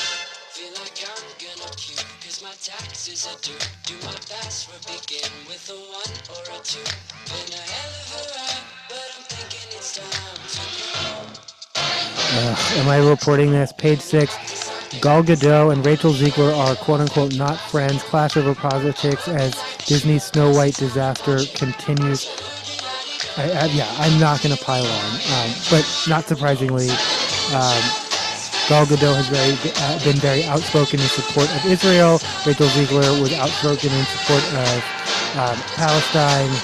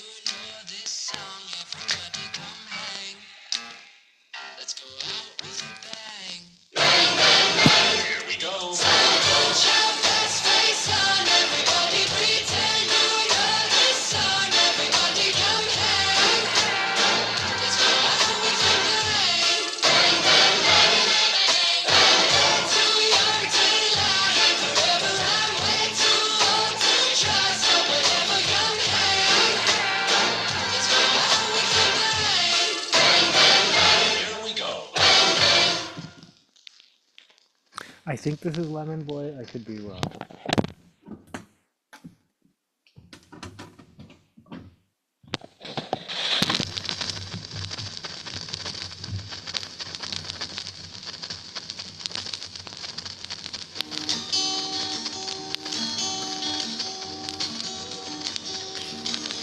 There once was a bittersweet man and they called him Lemon Boy. He was growing in my garden and I pulled him out by his hair like a weed. And like weeds do, he only came and grew back again. So I figured this time I might as well let it be. Lemon Boy and me started to get along together.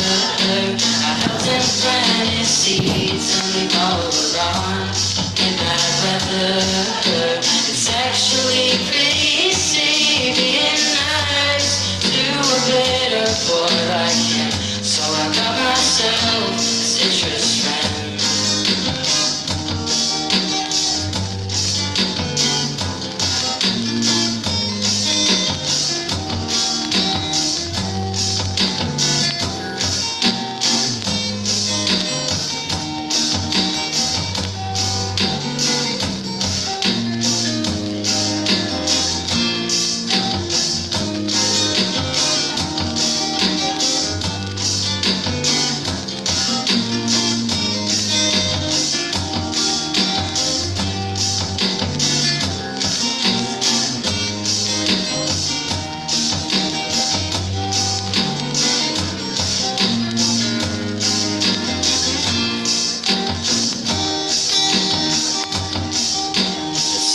Bittersweet started to rub off on me. You think smelling like lemon says would be pretty neat.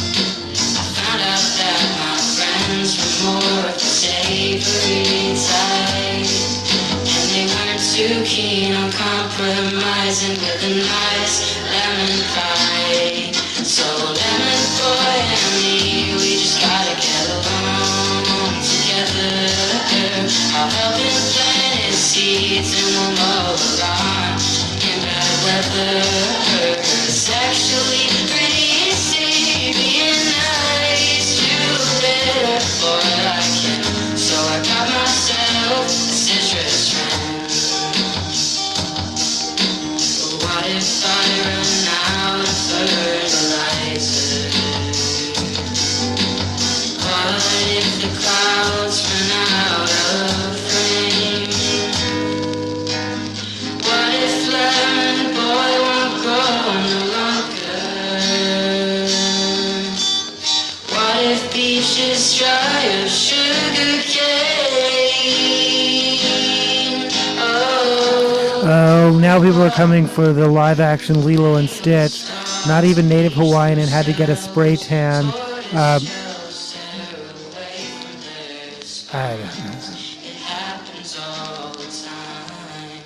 don't know. Back in 2023, Sydney Agudong's casting announcement received immediate criticism and initiated a debate about colorism in the industry. At the time, many believed Sydney was light-skinned with Native Hawaiian ancestry and the role could have gone to a Native Hawaiian with darker skin tone. However, people started looking into Sydney's background, found no indication that she's actually Native Hawaiian in any databases, newspaper clippings, etc. By all accounts, it appears that she is white and Filipino. This sparked another wave of backlash. Since Nani's Native Hawaiian identity is essential to the film, from struggling to get by in her native land amid over-tourism, to the commodification of Native Hawaiian culture, to Nani singing Aloha Oe, a song written by Queen Lili Kalani, the last monarch of Hawaii, who was overthrown before the U.S. unconstitutionally annexed the island. Additionally, many folks pointed out that Nani had a thicker body type in the original movie. Social media users were disappointed that Disney chose to ignore this too.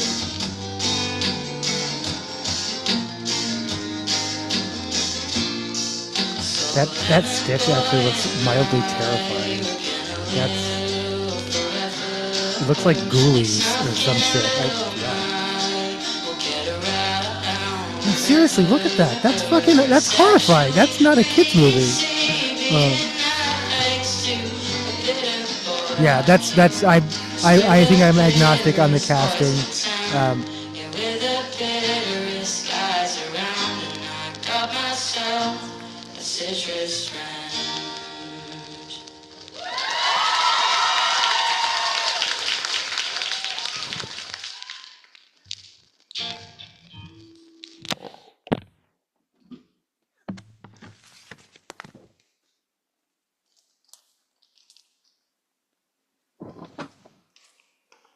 This is Nostalgia in My Bedroom by Cave Town.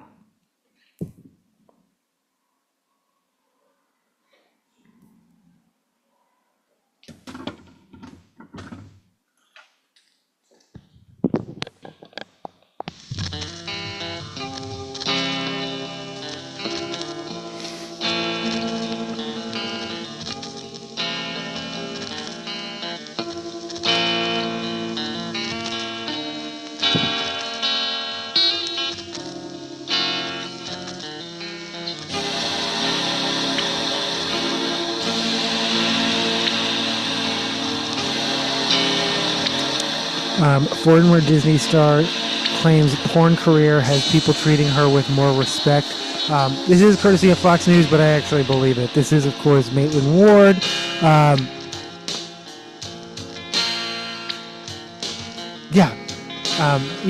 Boy Meets World star of the co-star of the last two seasons versus she was on Disney and now she's a porn star. I can see which story people are going to be more interested in, which people are going to, in a weird way, I can see why doing porn has garnished more respect for her. That's interesting. That's the world we live in. And that's, again, I'm sex positive. That's fine with me. I'm just, According to Insider, Netflix most expensive movie ever. The Electric State is a dumb, unfunny $320 million flop, except it won't be. The way Netflix works is they will eventually make their money back. They will.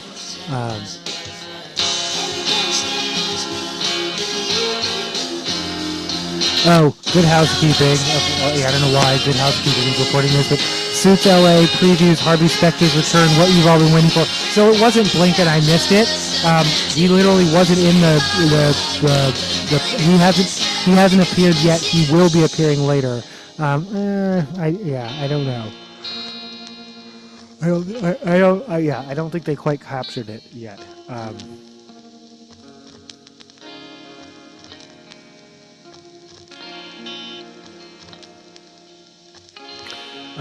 Captain America star Anthony Mackie, we're lying to our kids when we say success comes just from hard work. Luck is key too. Thank you. Someone who points out, yeah, you can't pull yourself up by your bootstraps if you don't have bootstraps. Not everyone has bootstraps. So,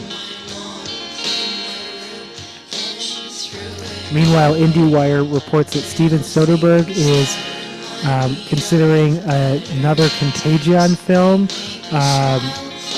Themed around microplastics and how plastic is in our blood, which is, yeah, that sounds interesting.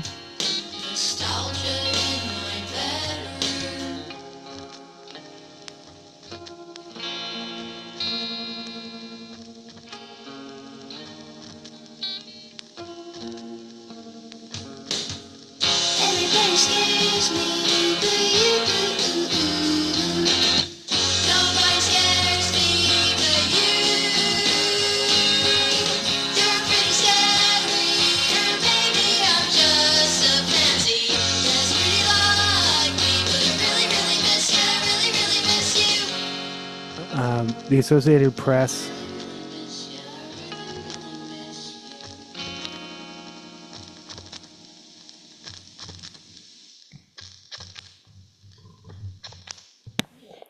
This is psychometry? Is that?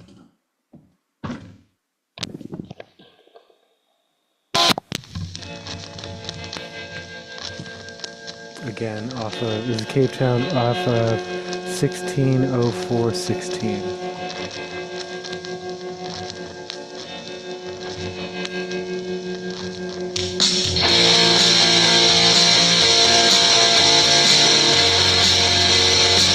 The other song with electric guitars. That's not Devil Song. Homeless leader offers actor Jesse Eisenberg military training to land a new James Bond role.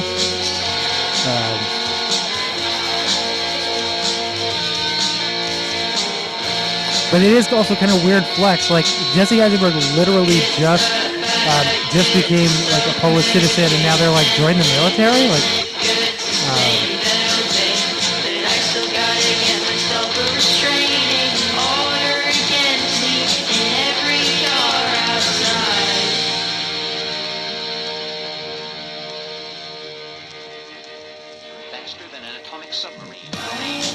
this is according to Where's the Buzz, so I'm like a bit skeptical. I have nothing against Iggy Azalea. People do, but I don't. Iggy Azalea slams Universal Music. They owe me millions. Didn't she sell her catalog? Does she not know how to sell? Yeah, you don't get the royalties anymore. Someone else does because you sold your catalog. But whatever.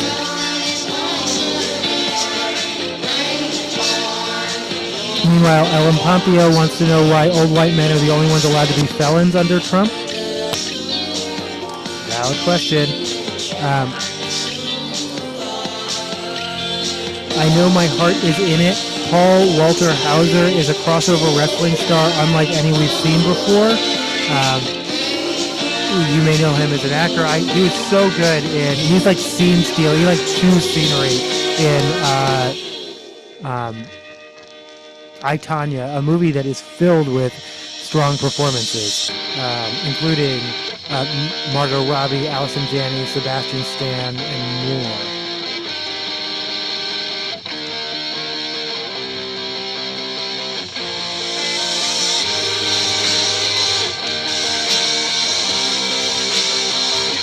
But apparently he has 64 IMDb entries. Role as small as student number 3 in a 2010 episode of Community. Now I have to look for him in that. And as big as the titular role, Richard Jewell in the Clint Eastwood 2019 film.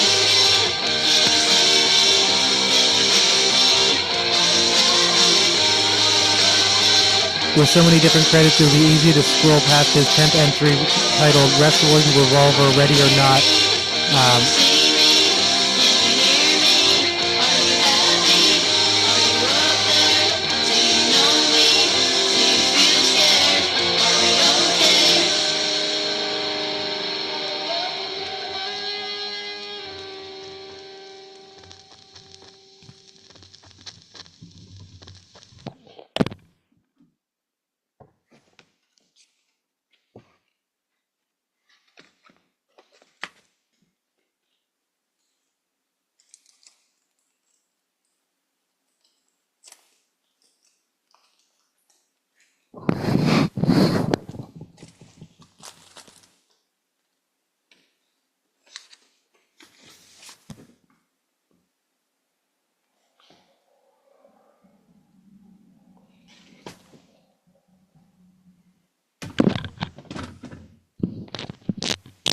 This is Lemonade by Internet Money featuring Don Toliver, Gunna, and Now.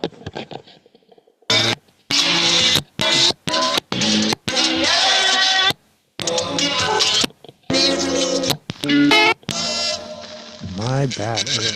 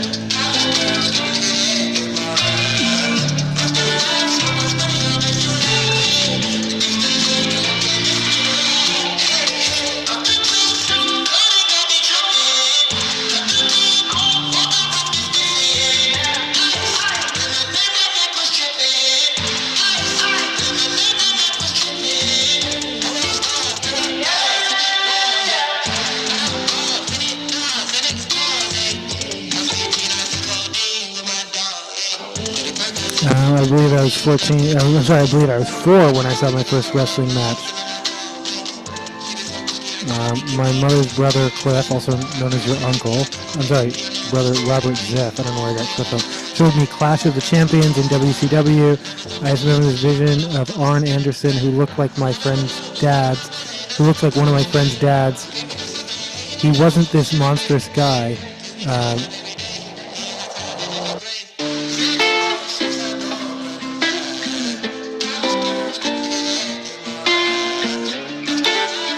To me, it was just a violent choreographed circus that I fell in love with.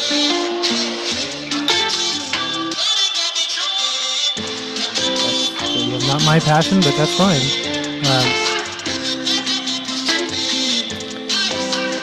As sequels like Captain America and Paddington fall short, original films like Black Bag and Mickey 17 struggle. Will the box office rebound? And then that was Variety. And then Yahoo Entertainment, they haven't gone to the movie since COVID. 5 years later, they're still choosing streaming. I mean, I think that's, yeah, I think some people's habits have permanently changed. Some people bought really big TVs. Some people,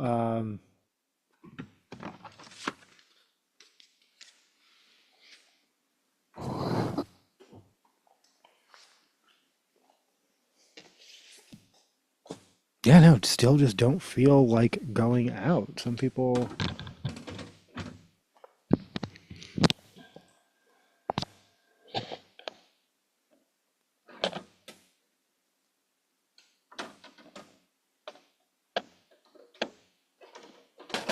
well, we played Sir Duke, so I may as well play Daisy. This is Daisy by Half Noise.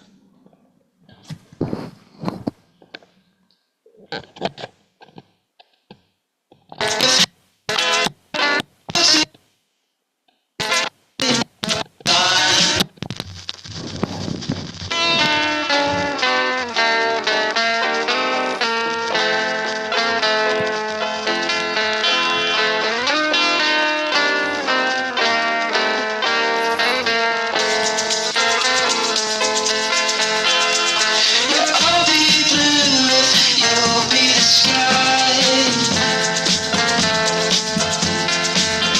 As she holds her hand so close to my eyes, and then the sun moves into night. This is according to no, this is Variety. 20 years since its founding, YouTube now has more U.S. viewership on TV than on desktop or mobile, says CEO Neil Mohan.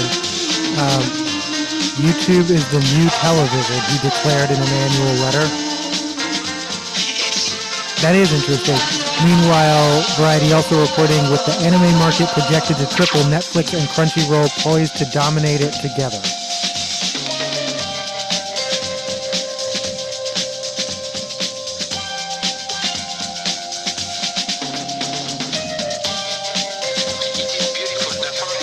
Netflix and Crunchyroll together rule the fast-growing multi-billion-dollar anime streaming market. Anime is crucial to the Big Red End's expansion into Japan, but the international opportunity is even bigger. Crunchyroll and Netflix can continue to coexist thanks to their complementary strategies. And then the rest of the article's behind the paywall. And then Washington Post just reporting death of the party.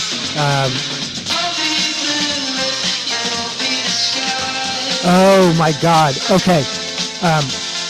This is, all right. You may have also heard Forever 21. If it feels like a lot of companies are going bankrupt, and you're like, okay, but these are all like outdated retail. It's just the retail model doesn't exist anymore. Yes, and some of these. So, again, example, Joann's. Apparently, and again, this is coming from someone who says they did the research. I didn't do this research. They said 97% of Joann stores were profitable. What they're saying is that private equity companies are buying up these stores, brands, whatever, saddling them with debt, and that's what's bankrupting them. It's not that the stores themselves are inherently unprofitable or that they have poor business models. It's that they are being bought up by specifically, and that's why you're seeing it more and more when you didn't in the past. And I'm like, okay, that is plausible. I don't know if it's actually true, but it is plausible.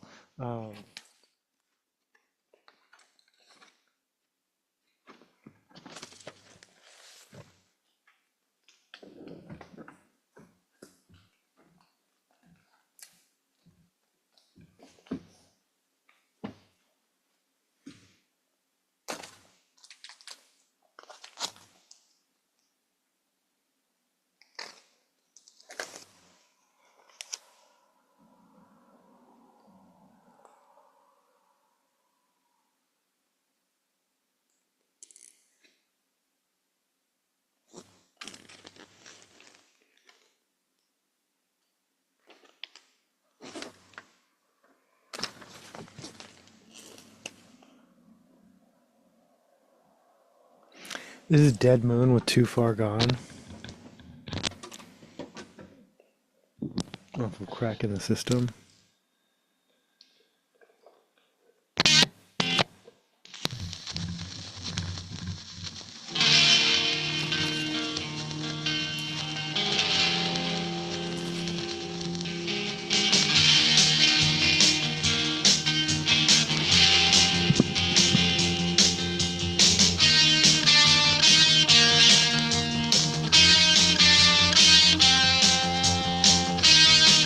Yeah, again, I can't prove any of that. And they say, okay, something about adjustable rate loans, and that basically, this is the same shit. This is the same kind of subprime. It's really risky. They're saddling them with the stores with debt and risk. And I don't know, somehow they're extracting their profit in the same way the like too big to fail banks did.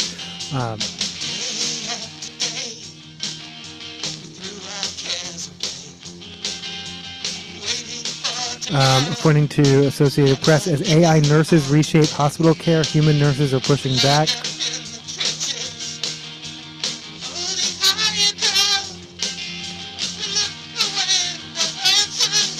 Yeah, that looks like some creepy ass shit. This March 2025 image from the website of artificial intelligence company Zoltar, which, okay, that's some like big movie villain shit. I mean, literally the movie big, not big movie villain, the movie big.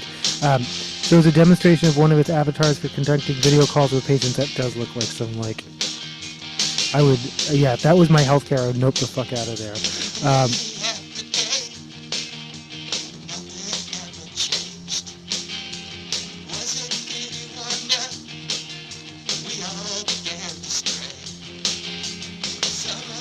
The next time you're due for a medical exam, you might get a call from someone like Anna, a friendly voice that can help you prepare for your appointment and answer any pressing questions you might have. With her calm, warm demeanor, Anna has been trained to put patients at ease, like many nurses across the U.S. But, unlike them, she's also available to chat 24/7 in multiple languages from Hindi to Haitian Creole. That's because Anna isn't human, but an artificial intelligence program created by Hippocratic AI, one of a number of new companies offering ways to automate time-consuming tasks usually performed by nurses and medical assistants.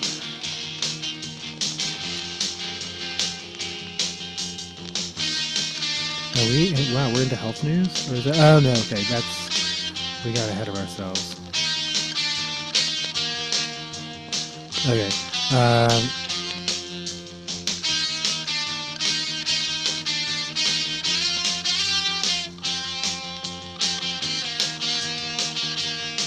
Google confirms Play Store app deletion. What you should do now. This is from Forbes. What a week for the Play Store. Google has been busy with its delete button, with multiple threats sneaking their way inside Android's best secured app vault. Not a good look, and all this has come in hot on the tail of the latest warning that Android is under attack. First came the ad fraud scheme, leading to the deletion of 180 apps with 56 million downloads. Then another dangerous, and that's a T-bot Trojan ejected from the store. And we even have fake Play Store pages tricking users into high-risk installs.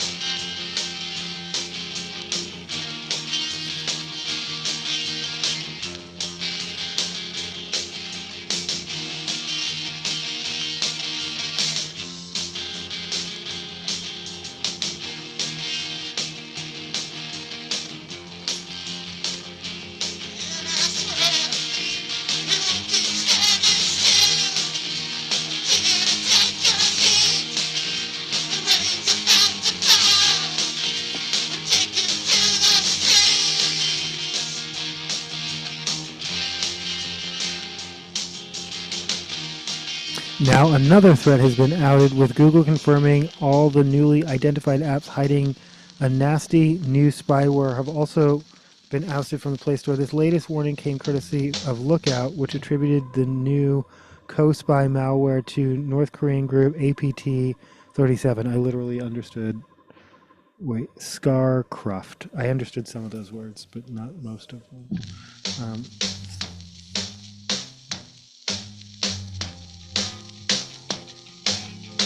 This is day after day.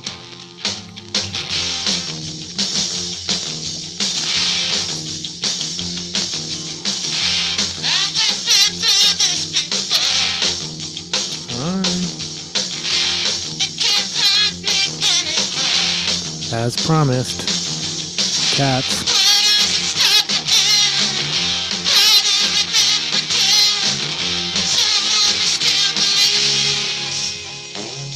Oh, I'm wearing my arcade shirt. I'm actually advertising. Yeah, I'm wearing my Seattle Waterfront Arcade, which doesn't exist in the form it once did, but does technically exist. And then I am actually wearing my.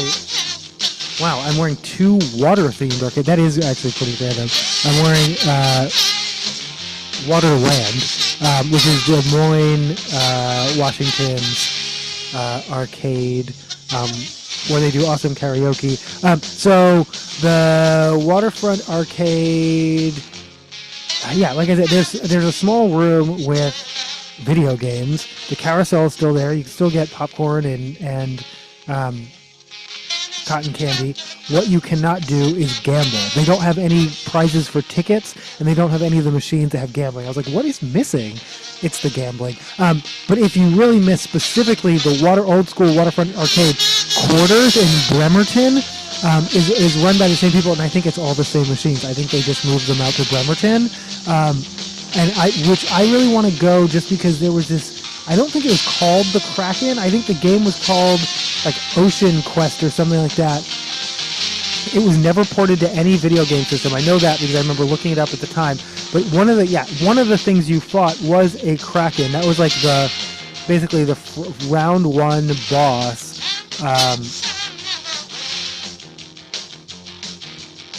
Yeah, an octopus.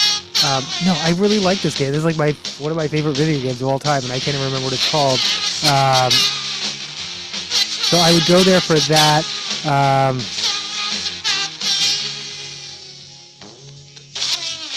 Yeah, no, I had lots of great memories at that arcade.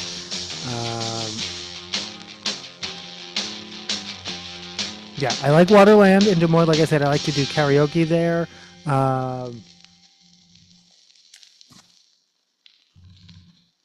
But currently my favorite arcade is probably Dorky's in Tacoma.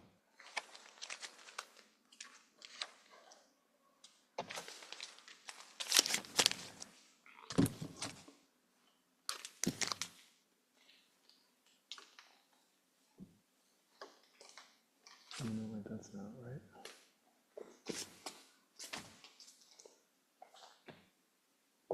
This is Search and Destroy by Iggy and the Stooges off of Raw Power. Iggy.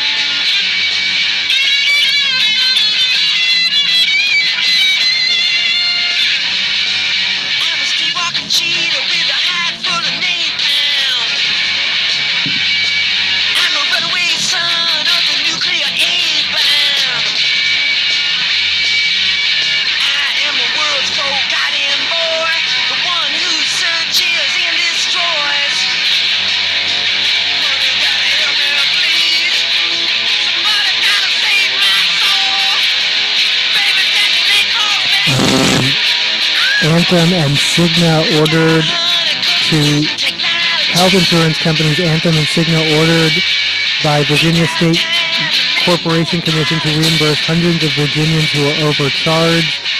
I'm guessing they probably weren't only overcharged in Virginia, but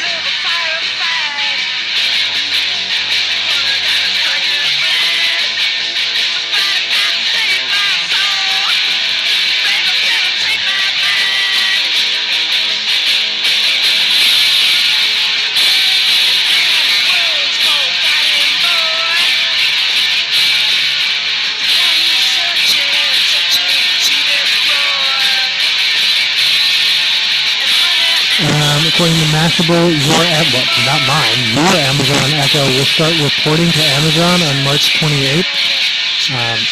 Owners of the Amazon Echo have long had the option for the device to process requests locally, thereby keeping their information off of Amazon servers. That functionality is going away on March 28th. The company sent out emails to customers explaining the changes. We are reaching out to let you know that Amazon feature do not send voice recordings that you enabled on your supported Echo devices will no longer be available beginning March 28, 2025. As we continue to expand Alexa's capabilities with generative AI features that rely on processing power of Amazon's secure cloud, we've decided to no longer offer this feature.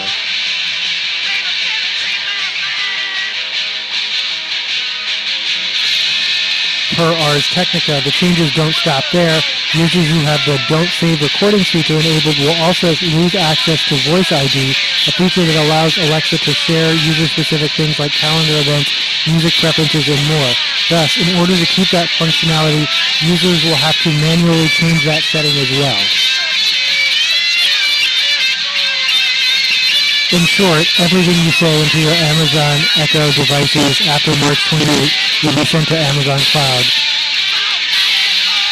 Oh my God! And someone was saying, there's someone on social media that got me paranoid, talking about like basically not paranoid, it's probably not paranoid, going into literally every app and turning off the permissions, or making sure they should only have permissions they should only have access to your contacts, or I'm sorry, not your contacts. I don't give anyone access to my contacts. I'm like, these aren't even my contacts. These are from 5 phones ago. I don't even know who these people are.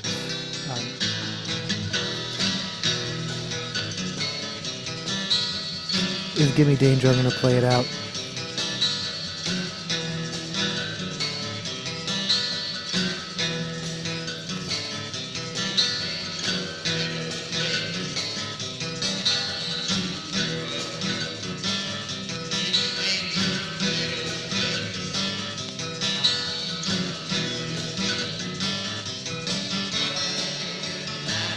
In short, everything you say to your Amazon Echo after March 28 will be sent to Amazon's cloud, and there isn't anything anyone can do about it. If users continue to make Amazon delete recordings, they will also lose access to features that the devices had by default when they were purchased. Amazon attempts to assuage security concerns by telling users that in the email that Alexa voice requests are always encrypted in transit to Amazon's secure cloud, which was designed with layers of security protections to keep customers' information safe. However, as Ars points out, once the information gets there, it'll be used by Amazon and its employees to do with what they please. The announcement has not gone over well, with many Alexa users storming Reddit over the weekend to voice their displeasure.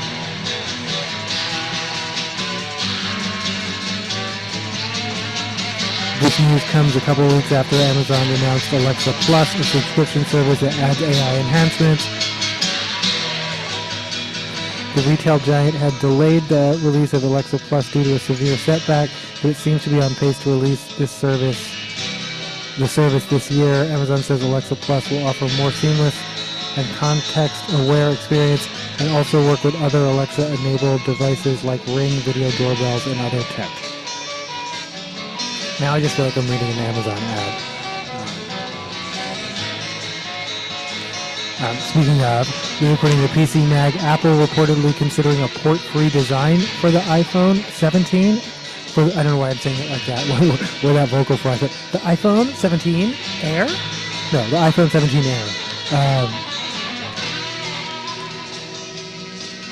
Meanwhile, speaking of, this is from Phonery, and this really did read like an ad. AT&T offers some customers a backup plan when cell towers go down. Spoiler alert, those customers are business or quote-unquote enterprise customers. But that's not the interesting. The interesting part is just some of the tools that they have.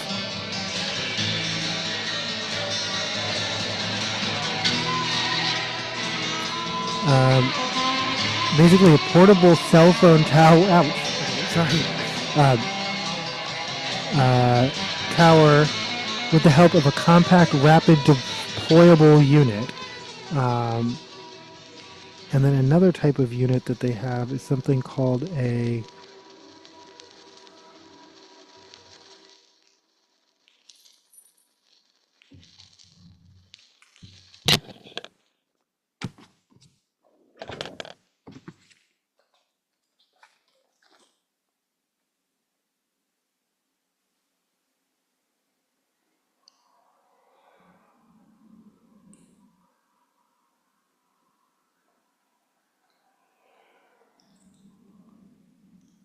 boop.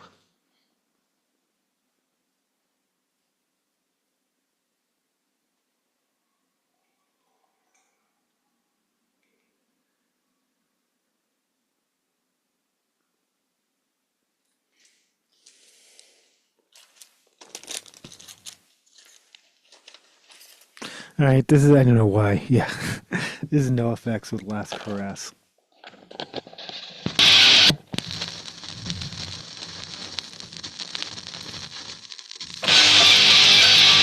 No, it's not. This is C. Right, that's fine.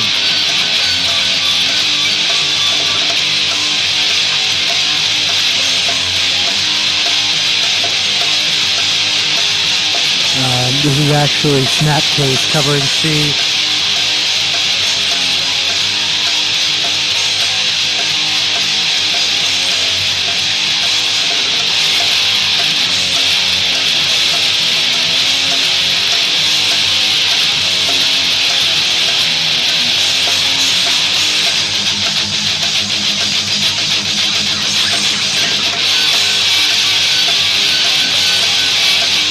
And then, yeah, I never, unlike traditional, I'd never even heard of a sat cult or satellite cell on a light truck. I guess that's what that looks like. These portable cell sites can quickly be deployed to hard-to-reach areas, even by personnel with minimal training. But again, this is only for business customers.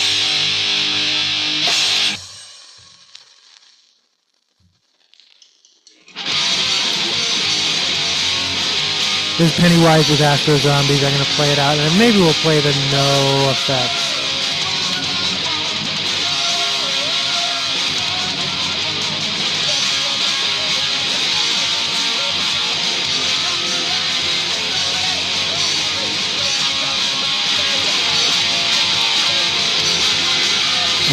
CNS is suing Kroger over failed Albertsons merger deal. Albertsons is also suing Kroger over the failed merger deal, over a $600 million breakup fee. Meanwhile, CNS wholesale grocers have sued Kroger in Delaware, citing the retailer's failure to pay a promised $125 million termination fee, according to the Wall Street Journal. Pepsi is acquiring prebiotic soda brand Poppy for, don't make me play it. But what? Oh, you want me to play? Oh, done.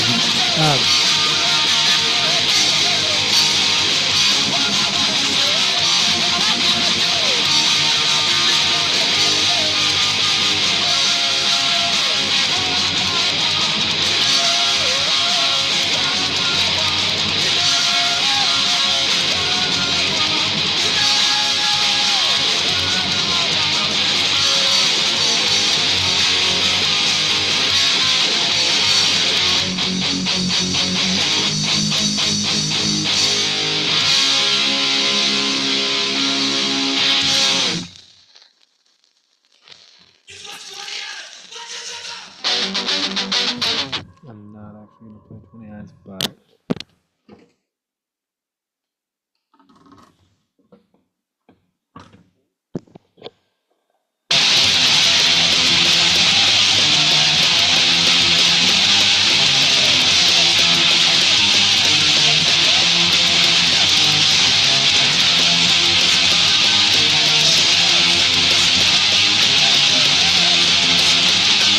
yeah, that's all hell breaks loose. He's just sick of it all.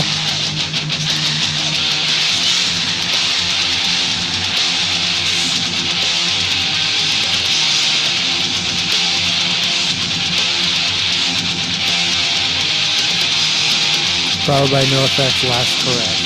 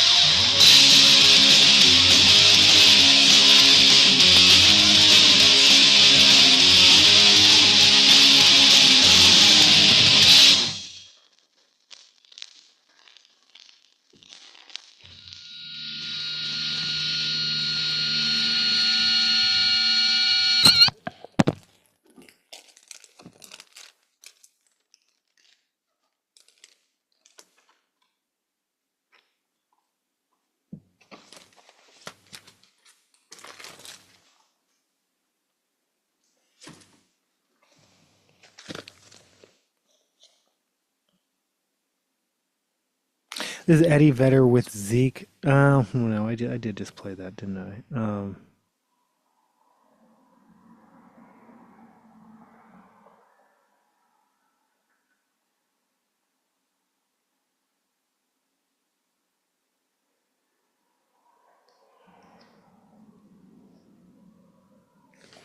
All right, this is I'm sorry. This is This is Tom Waits with The Return of Jackie and Judy, followed by Eddie Vedder with Zeke with Daytime Dilemma, Dangers of Love, by the Ramones off of a tribute to the Ramones. We're a happy family, a tribute to the Ramones.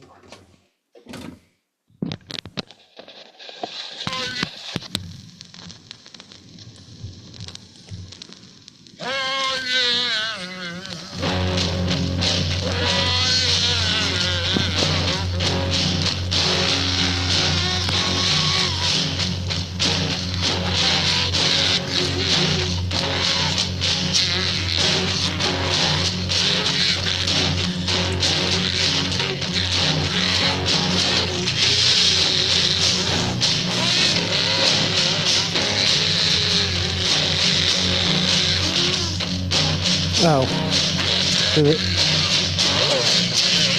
that does sound like. I mean, that could be Tom Waits. But this is actually the right speed. All right.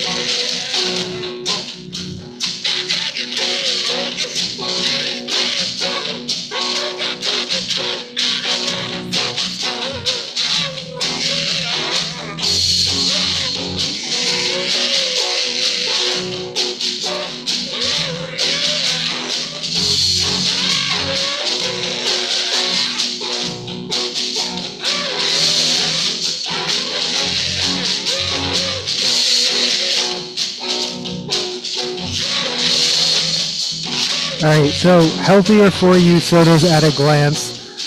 Dietitians say that these drinks can be a smart swap for traditional sodas due to their lower sugar content and lower sugar and calorie content. These beverages also contain good for you ingredients such as fiber and probiotics, which can improve your gut health. It's important, however, to caution eating too much fiber can leave you feeling bloated and uncomfortable, especially if you aren't used to consuming large amounts. You need to get over that and start eating large amounts of fiber, and then that won't happen. Like, that's not a reason to avoid fiber. That's weird to me. And while these drinks have perks that other sodas do not, a case can be much more expensive than a traditional sodas like Coca-Cola.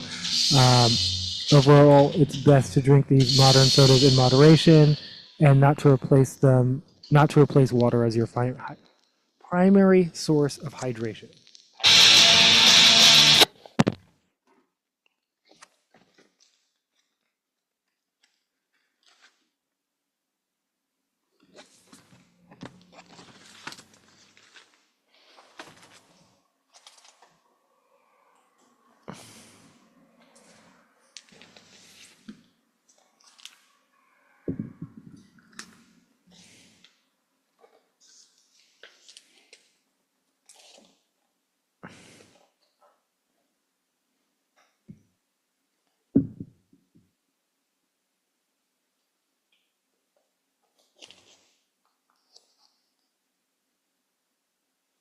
This is Imaginary War by Jawbreaker off of Unfun.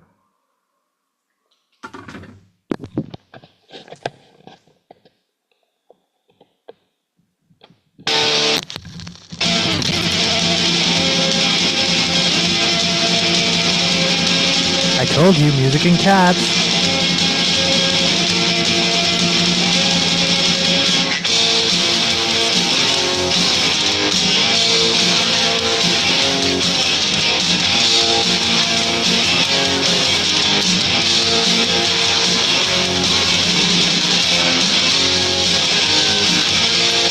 Poppy is made with apple cider vinegar, low in calories and contains fiber.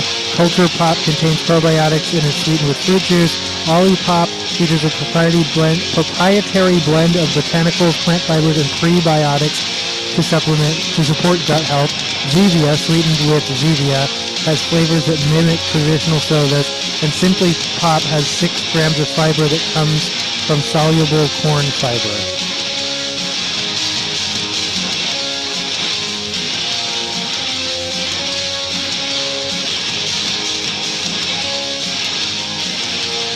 Zevia has the most sodium.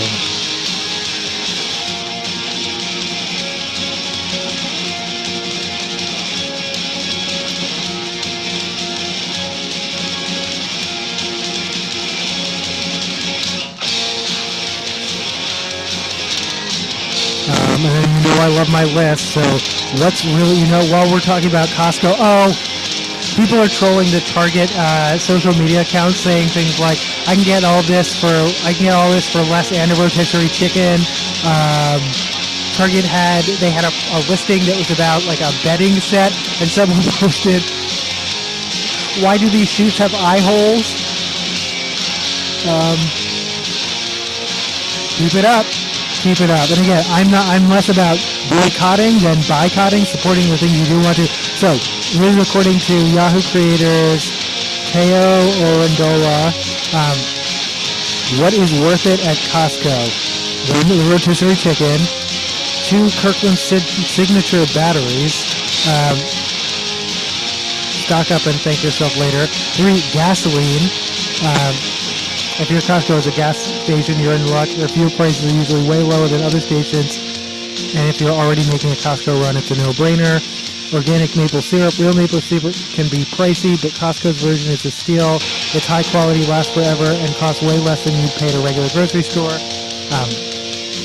Cheese. The cheese selection at Costco is chef's kiss. Frozen fruits and veggies. Olive oil. Ooh, I've been looking for, yeah.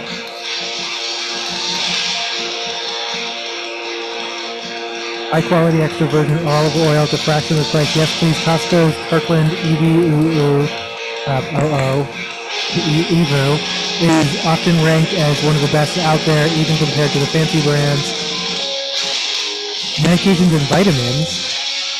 The pharmacy section at Costco is seriously underrated.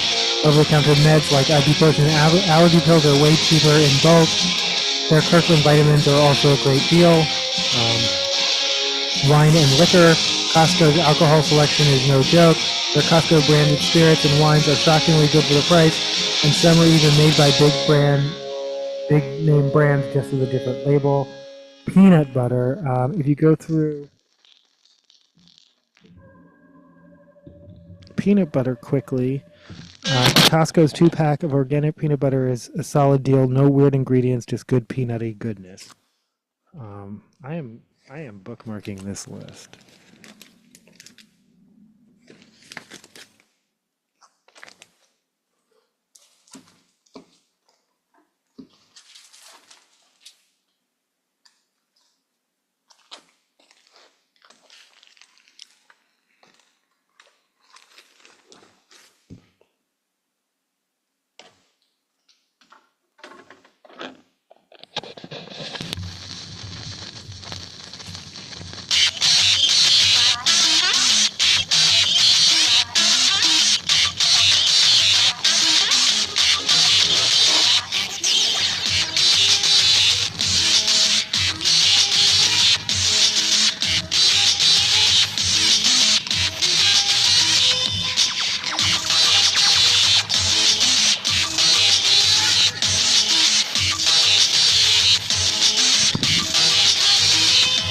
Maybe skip these.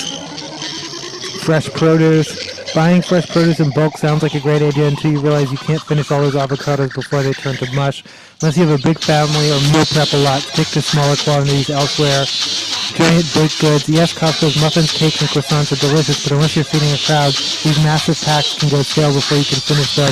Freeze them if you must, but otherwise maybe pass. Cereal. The big boxes seem like a good deal, but unless your household eats cereal every single day, it might go stale before you finish it. Plus, regular grocery stores often have sales that beat Costco's prices. Spices. Spices lose their flavor over time, and Costco sells them in huge containers. I like spices by bulk, though. I go through enough spices. Unless you're running a restaurant, you probably won't go through a giant jar of oregano before it tastes like dust. Disagreed. Soda. Surprisingly, soda isn't always cheaper at Costco grocery stores. Often run better deals, especially when they do buy one, get one free sales. Canned goods, depending on the brand. Some canned goods at Costco are cheaper, but others are priced the same as regular grocery store prices. Check the price per unit before you load up your cart. Pre-made meals, they look convenient, but Costco's pre-made meals aren't a great value. The per pound price is often higher than making it yourself, and they can be hit or miss flavor-wise. Clothing. Costco sells a lot of name brand clothes at good prices, but sizing can be weird and you can't try anything on. If you don't mind returning things, go for it. Otherwise, maybe stick to stores where you actually can try things on. That feels like a stretch. No one tries anything on anymore. I mean, not no one, but massive jars of condiments. Unless you're running a sandwich shop, do you really need a gallon of mayo? I'm going to go again with the spices. Yes.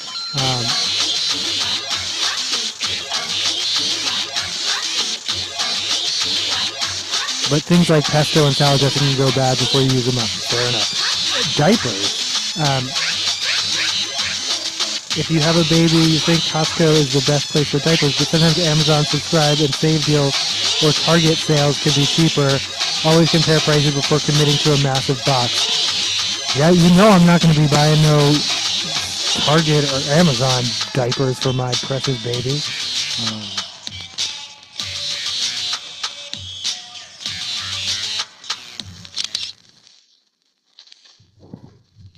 Oh, this is interesting because this is also Guitar World. I was just reporting how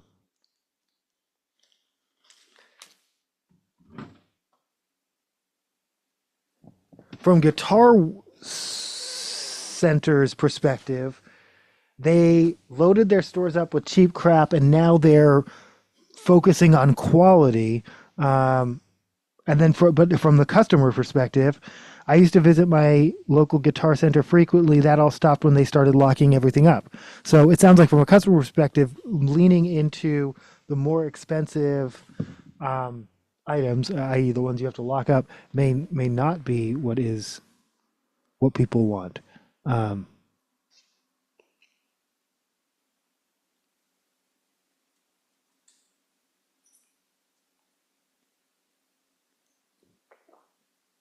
This is Patience, performed by Chris Cornell.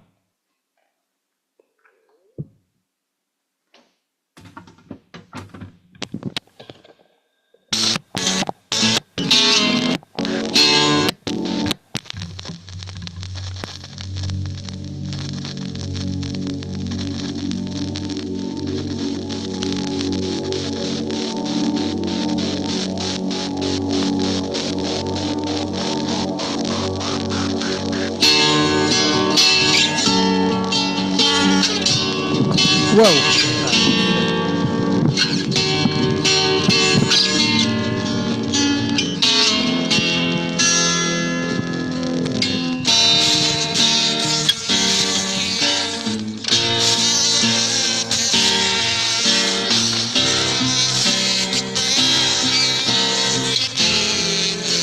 Off of No One Sings Like You Anymore.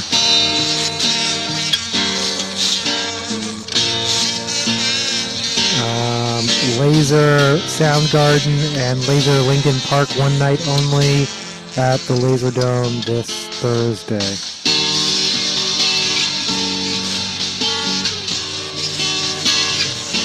Excuse me. According to Fortune, boomers are setting up a showdown with millennials, aging in place and hunkering down hundreds of thousands and renovating their homes. All right, I don't know what I'm gonna do about my. I thought about am I gonna put in one of those weird electric stairs? How is that even gonna work? Because Anyway, or am I just gonna basically seal that off, rent that out, and just not ever go downstairs? But then what if they need repair? I don't know. I don't know what I'm gonna do about aging in place. The front I'm not too worried about. I can take out the porch and put in a ramp, and that wouldn't bother me at all. But no, their stairs okay. I really didn't think about any of that.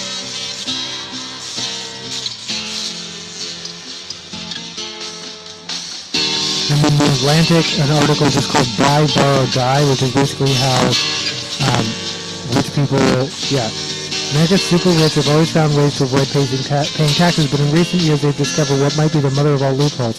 It's a 3-step process called Buy, Borrow, Die. It allows people to amass a huge fortune, spend as much as they want, and pass the rest untaxed onto their heirs. The technique is so cleverly designed that the standard wish list of progressive tax reforms would leave it completely intact.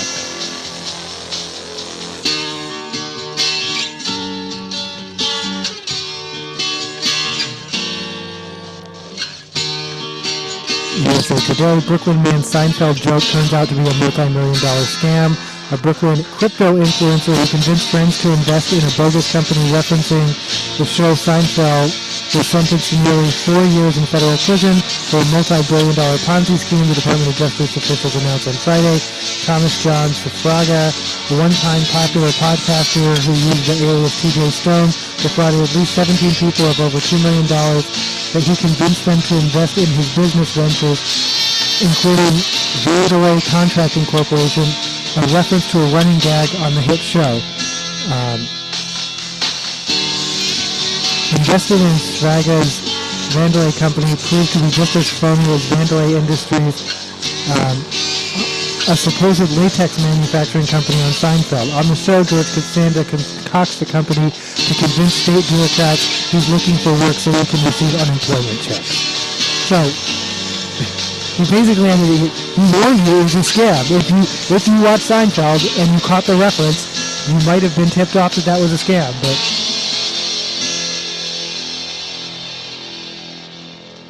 go banking rate still trying to convince people that Doge dividend checks happen. That Trump's going to get rid of internet tax, income tax. This is Nothing Compares to You, also performed by Chris Cornell.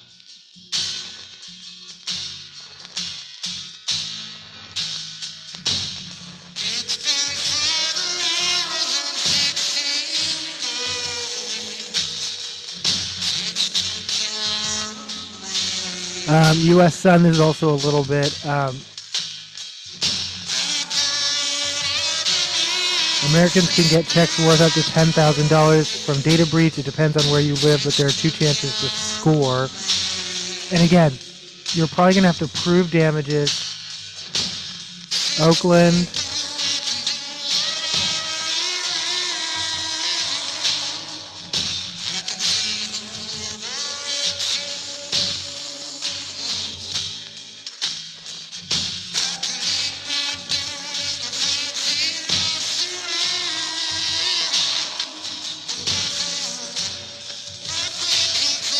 How to save $10,000 in 6 months. Live on a bare bones budget. 2, sell unused items, and suggest includes clothes, shoes, accessories, books, art and home decor, kitchen gadgets and appliances, craft supplies, sports equipment, kids' toys, electronics, furniture, bikes, and outdoor equipment. To increase your income. Yeah.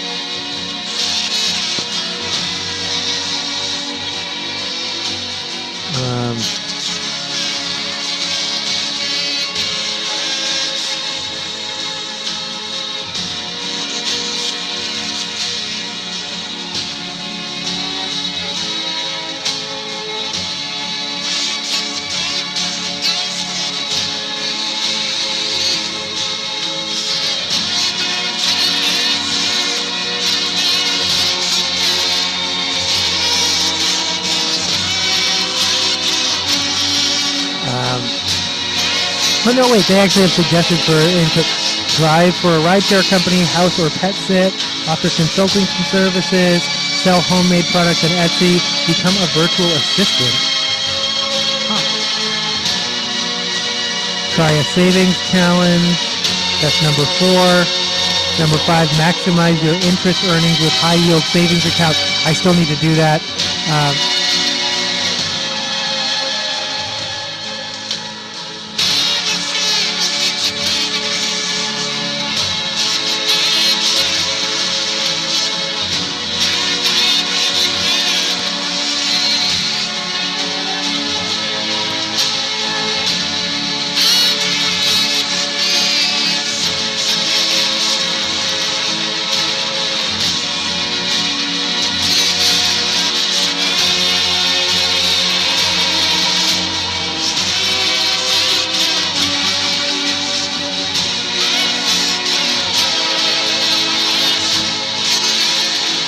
Yeah, those NASA astronauts return home, but not before playing a prank on the crew arriving to the space station.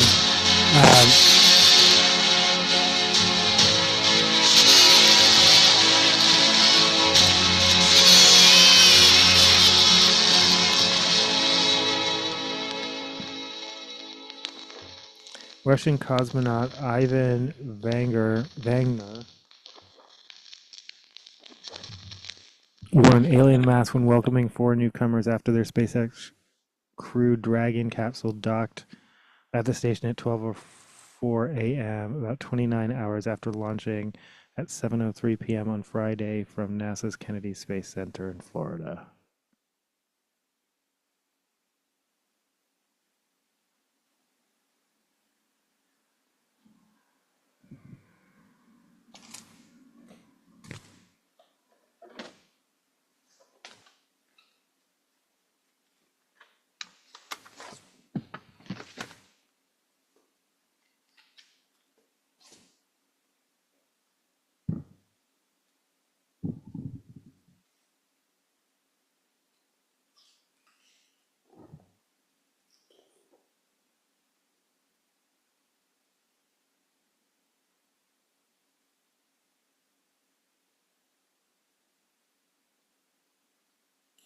This is What I've Done by Linkin Park. Actually.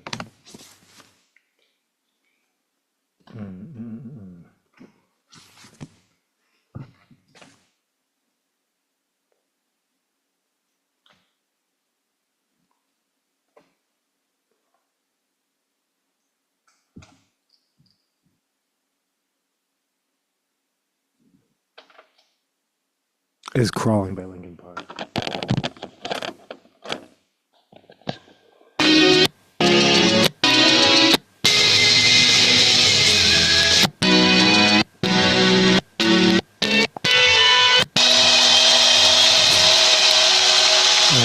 From The Road to Revolution, live at Milton Keynes.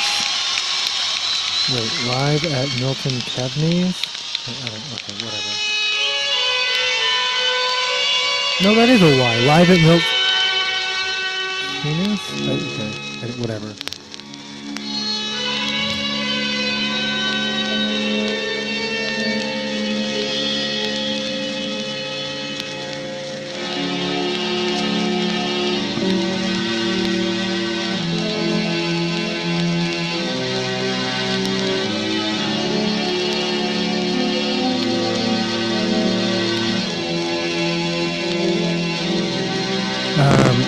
BBC News for holding a wombat. Thousands threaten my life.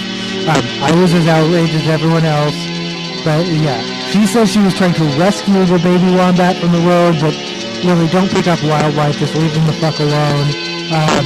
And especially when giggling while the mother was chasing her and acknowledging she did it because it was her dream to pick up a baby wombat, or a wombat. Baby just happened to be the vulnerable one she was able to catch. Nonetheless, please don't, death threats are not cute. Like, I don't condone that either.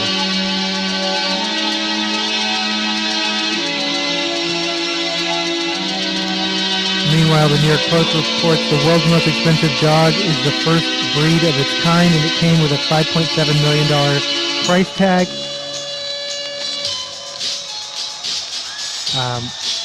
The pooch is a cross between an actual wolf and a Caucasian shepherd, which sounds like a sci-fi movie plot. An Indian dog enthusiast barked up the big bucks for the wolf dog named Katabam Okami. I don't know if that's the dog name or the breed name. Touted as the rarest dog in the world. Yeah, that's it. That's the whole article.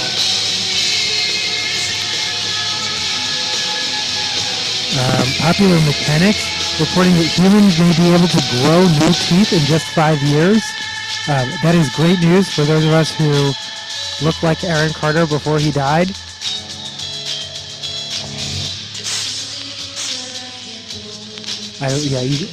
Wow, it looks remarkably like I have a lot of my teeth. I don't. Even my front tooth is like, is half there, like hanging on by a thread. According to Prevention, some scientists say our cells may be conscious. I feel like this is, some version of this reporting comes out, and but they don't, nothing is ever definitive or conclusive. BuzzFeed, how to talk to your kids about bigorexia, a scary disorder that's on the rise in young men. I have nothing against, dysmorphia issues in males is growing and growing exponentially. I think muscle dysmorphia, like, can we not just call it that? That's medically accurate, and I think we're,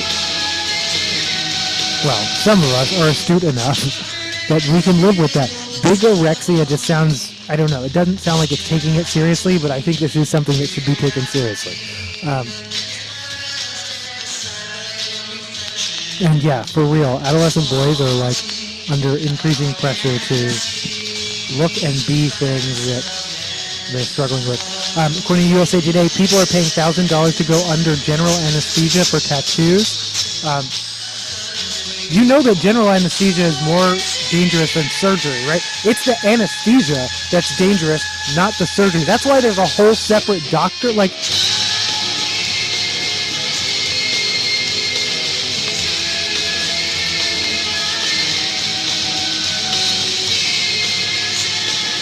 yeah, bad idea, right?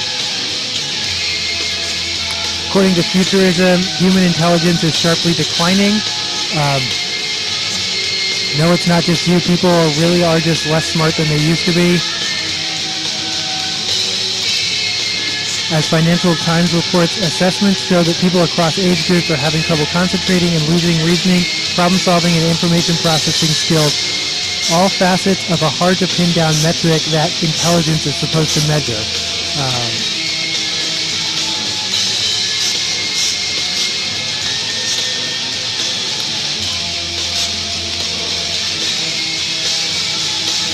However, if you blaze a massive, this is the bite, so I don't know if that's a credible news source here. If you blaze a massive amount of weed as a youth, scientists have some interesting news. Oh, no, this is also Futurism. This is a blog on Futurism.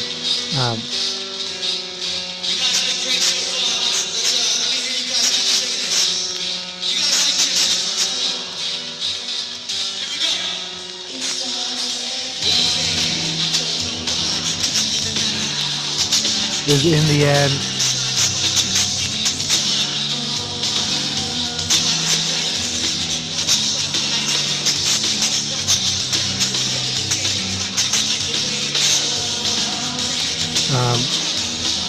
when smokers light up a joint, it's unlikely that enhanced cognitive ability is front of mind.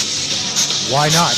Not shockingly, the long-held assumption that most tends to be that weed makes you dumb and probably fries your brain permanently. Intriguing, an argument might be blowing up in smoke. A recent study by researchers in Copenhagen appears to be good news for all of you former teenage smokers out there, finding that the age at which men start smoking has no negative bearing on cognitive decline in later life. Adult smokers can also breathe a little easier from now on, as research also found that those who use cannabis frequently as an adult show no greater cognitive decline in long term than those who don't partake. The study canvassed 5,162 men born between 1949 and 1961 who were sorted into two groups based on whether they had a history of using marijuana. From there, participants who smoked were sorted into age groups based on when they started sparking up. So that is good news. That is good news. And keep in mind, nothing is safe. The risk of heart attack and stroke is actually much greater than they previously thought. It's not quite in line with smoking cigarettes, but it's greater than they thought. So, yeah, just putting that out there as well. I don't want to sound like I'm promoting. I'm just saying that is interesting to know, and in line with what I've always assumed.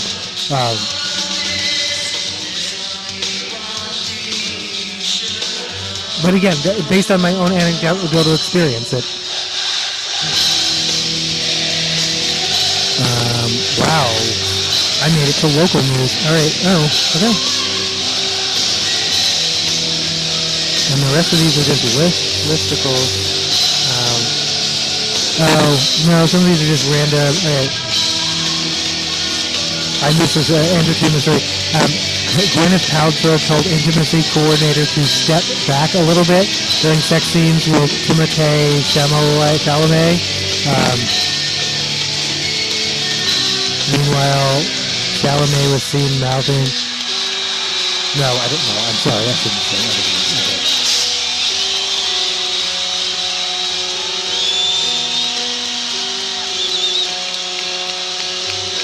According to the University of Washington, peak bloom is typically the third week in March. Climate change, however, is appearing to shift the bloom window later each year. Yeah, my pick is this weekend coming up. Is that the third week in March, though?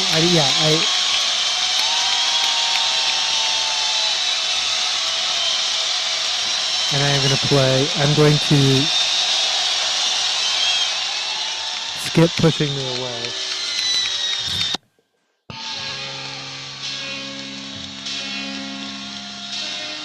And play What I've Done.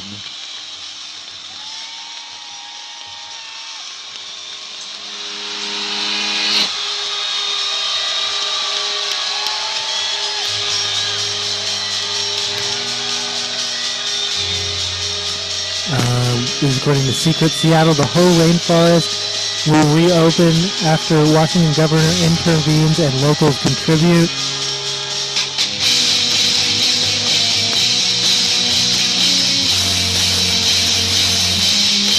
At the end of 2024, the whole rainforest in Olympic National Park was closed indefinitely. Similar to recent Washington Trail closures, the rainforest closure lacked a solution in the absence of federal funds. Now the beloved rainforest is reopening this spring after essential funds came from an unexpected source.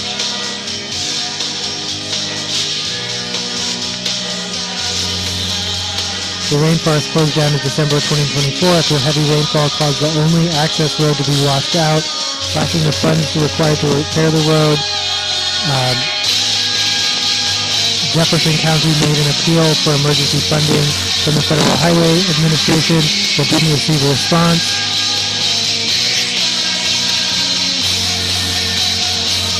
The county had no choice but to declare the rainforest closed indefinitely. Some campers with reservations to stay in the rainforest this summer reported they received emails advising them to cancel for a refund.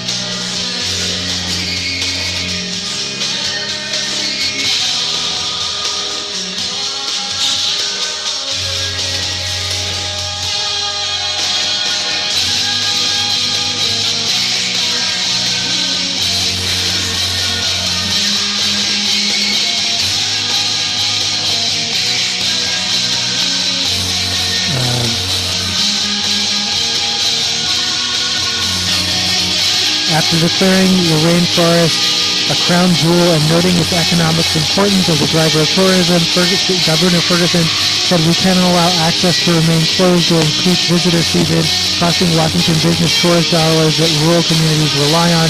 My team is focused on finding solutions for Washingtonians.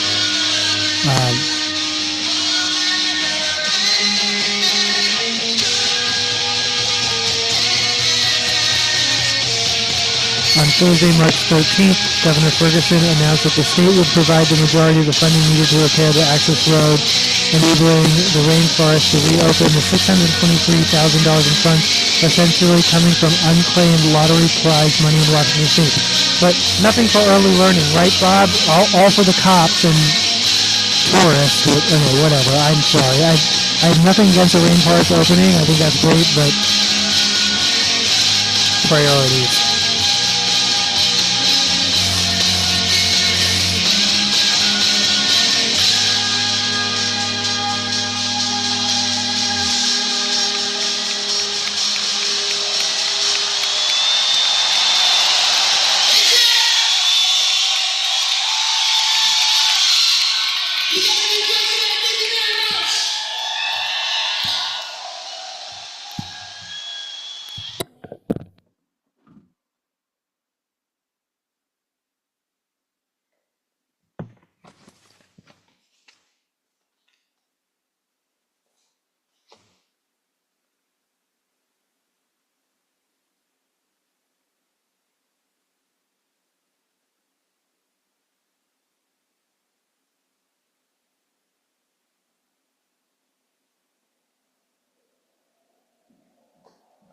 This is Freak on a Leash by Korn.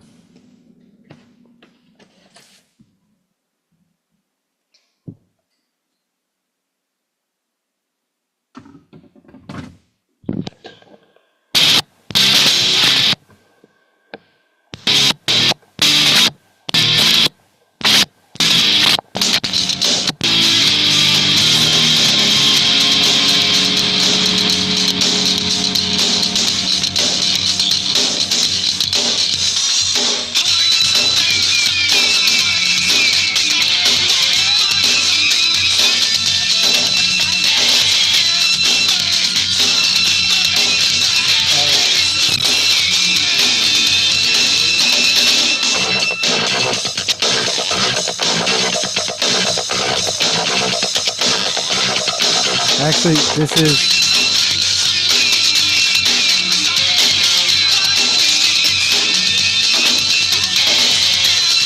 Oh, I see what I did here.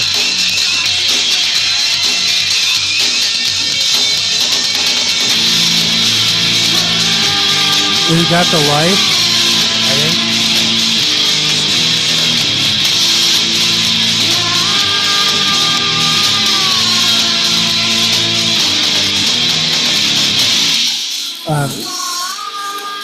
Ten replacement rock singers who are more successful than the originals. They immediately start with Genesis, and I'm like, I don't know if Peter's. Oh, well, no, yeah, okay, yeah, but yeah, I guess Phil Collins era Genesis is more famous than Peter Gabriel era Genesis.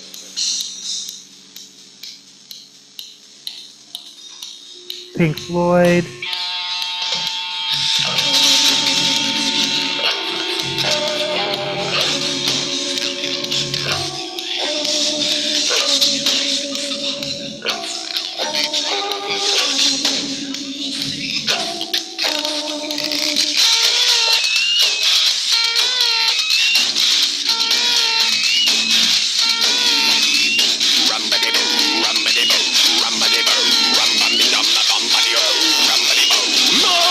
But yeah, no, David Gilmour replacing Syd Barrett and Pink Floyd for sure.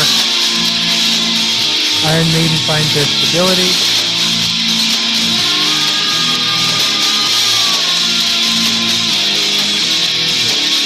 Oh, Bruce Dickinson was in Samson. That's interesting. Paul Diano was spiraling, caught up in severe cocaine addiction.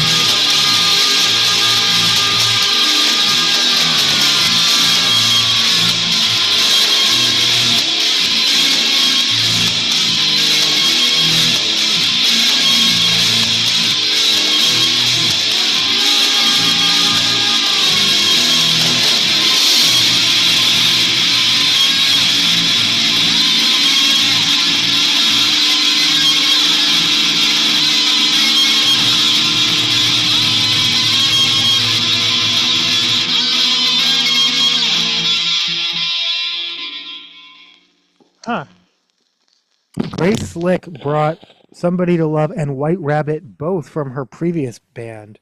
But yeah, she replaced someone named in Jefferson Airplane, Signe Tolley Anderson. Oh,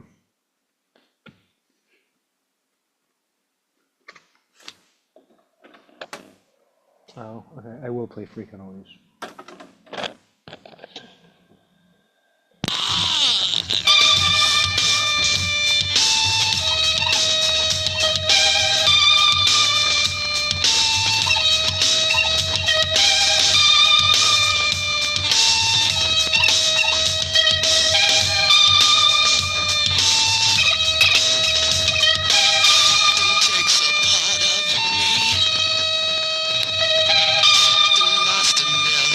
I never caught that. Fleetwood Mac. It's Mick Fleetwood's last name and Basic John McVie's. Huh. I obviously caught the Fleetwood, but I didn't catch that Mac was McVie. Okay.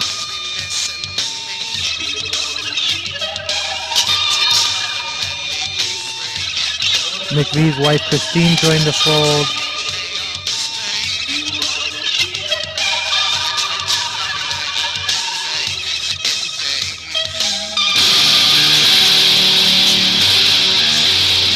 Folk rock duo called Buckingham Nicks. Mindy Buckingham and vocalist Stevie Nicks would later join Fleetwood Mac in 1974.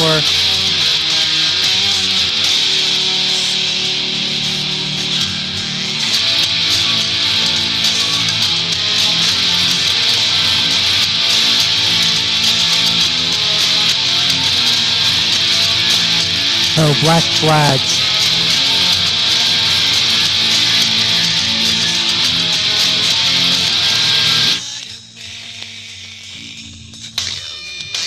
And while the group never quite took off into the stratosphere of commercial success, they got fairly close in 1981 after band member Des Cadena chose to focus on playing guitar rather than singing. This left the door open for 20-year-old Black Flag fan and SOS vocalist Henry Rollins to audition and take over as the group's permanent singer.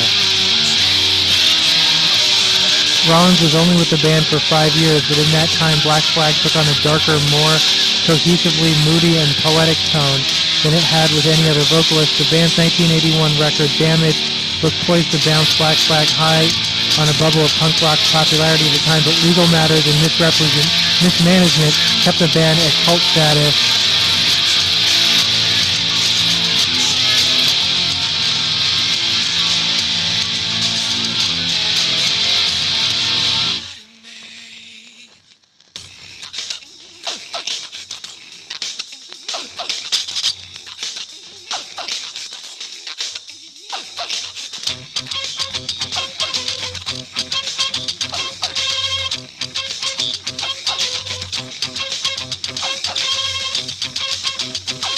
In 1980s, guitarist Stone Gossard and bassist Jeff Ament were on the cusp of success, backing vocalist Andrew Wood in Seattle, rock group Mother Love Bone. However, just months before the band's debut LP Apple was released in 1990, tragedy struck when Wood died of a heroin overdose. After grieving, Gossard and Ament were brought back together when the pair began to play as a trio with former Shadow guitarist Mike McCready. Searching for a vocalist, their 5-song demo eventually found its way into the hands of vocalist and part-time San Diego gas station employee Eddie Vedder.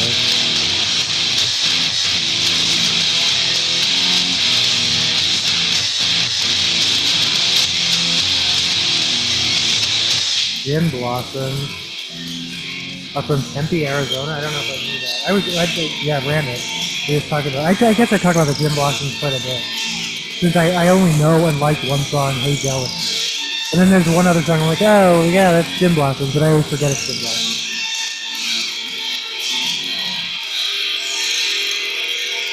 Alright, I'm done with this listicle. Gin Blossoms, AC/DC, and Chicago.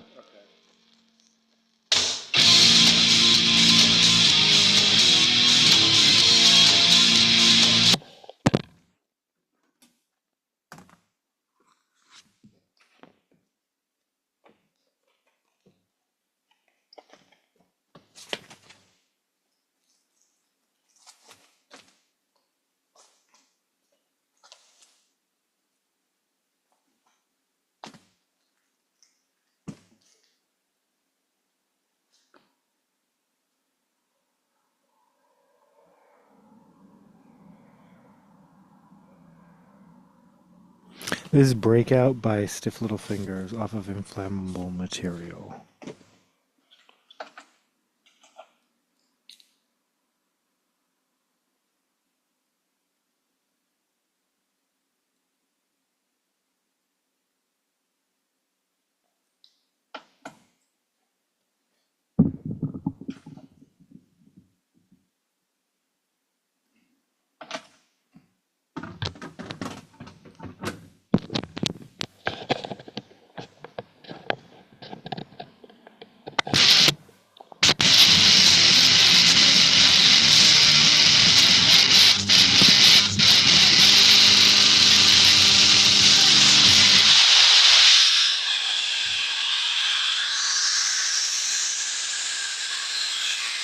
I got a couple more lists and then I'm going to bed. I had a long day. 10 Common Health Myths. Yeah, no.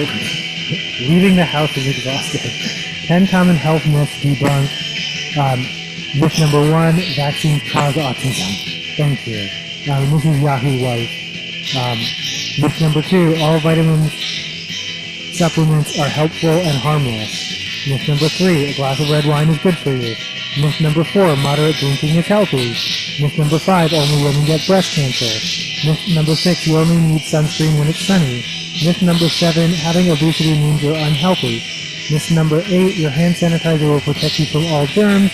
Myth number 9, cracking your knuckles causes arthritis. Myth number 10, you need to walk 10,000 steps a day to be healthy.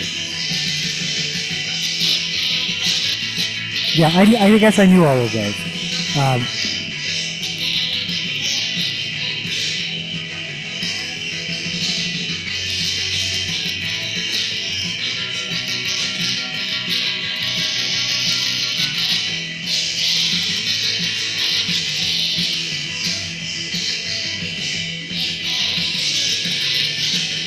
Alright, this is boring.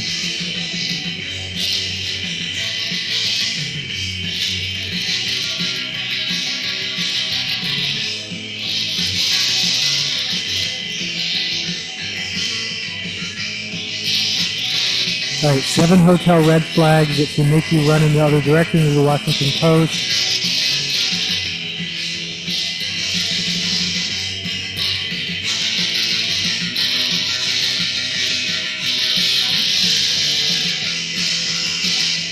Well, this one doesn't have to do with the hotel itself, but off-kilter booking sites. Before submitting payment, check the spelling and the hotel name and web address. You don't want to fall prey to fraudulent businesses who will steal your money and leave you without vacation reservation. I had that experience.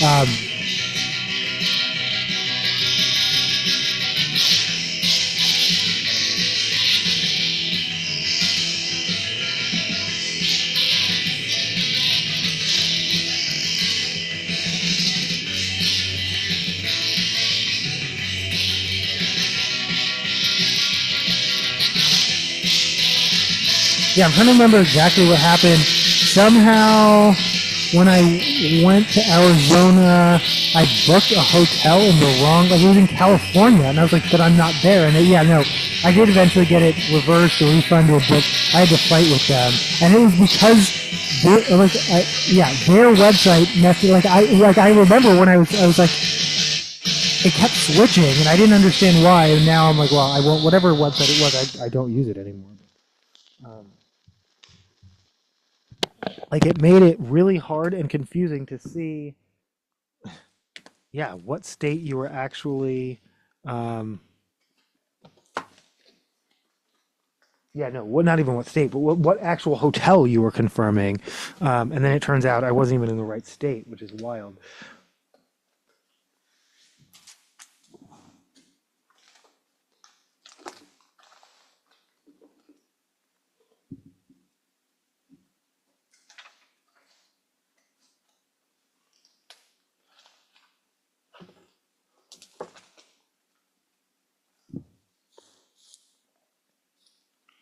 Is the black tones with the end of everything?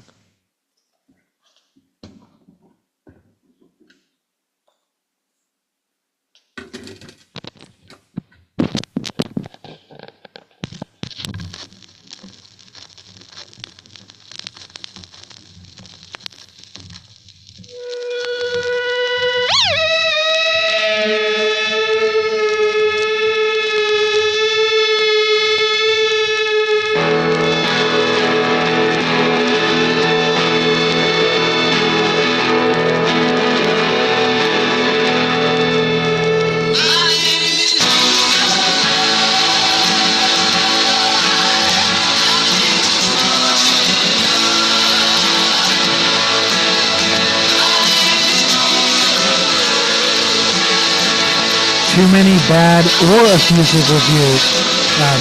Hotel reviews can tell you a lot about the place you're considering, but it's not enough to simply look at the overall rating.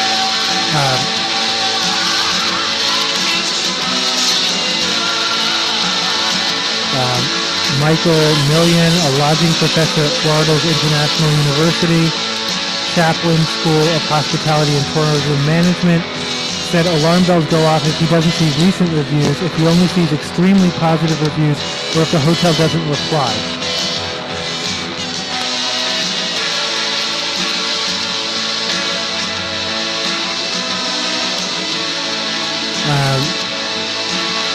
Recep Richie Karaburan, a professor at New York University's Tisch Center for Hospitality, said he pays special attention to the number of substandard reviews and what they say. Are they from disgruntled customers with isolated bad experiences? Will they point to a trend? I do the same thing.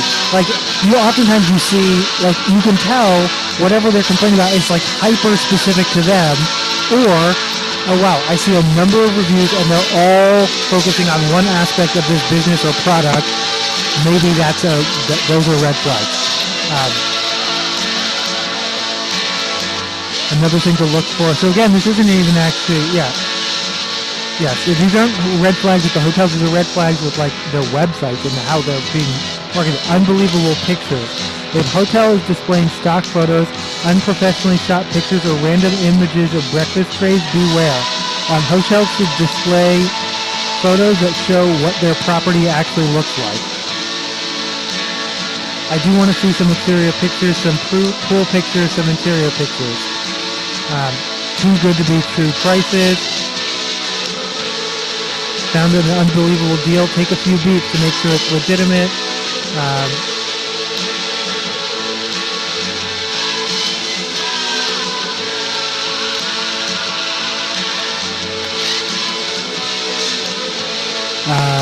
If a hotel is listed online for significantly less than one nearby, he questions why. Some fees, including Wi-Fi, parking, or other amenities, might not be showing up in the search.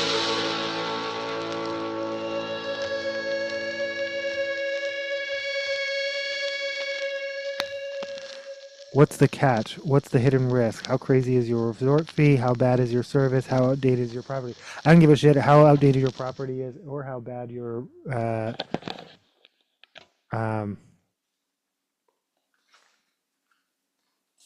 yeah, as long as there are no extra fees. Low price might also suggest hotels in a high crime neighborhood. Yep, like my Motel 6, and I don't care. Give me that low fees.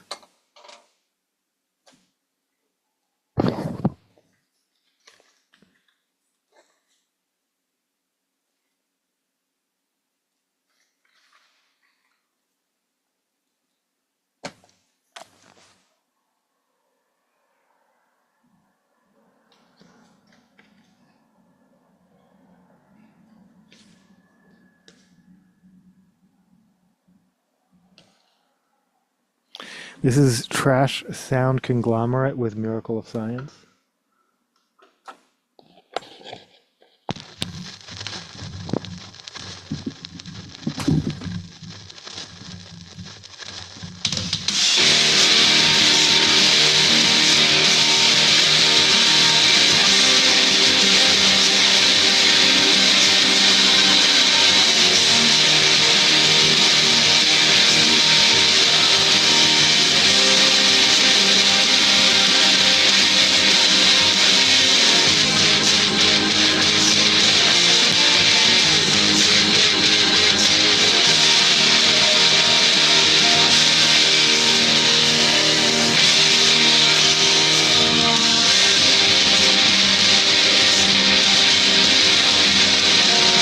Okay, so finally, shoddy lobby. Take stock when you walk into a hotel.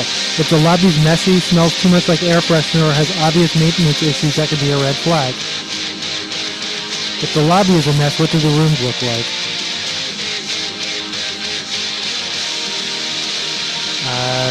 Kara Buren said he once had a boss who advised using the lobby restroom as a gauge for the rest of the property. If the lobby restroom is clean, it means the hotel is clean. If the common bathroom is not clean, it means they don't care about the hotel.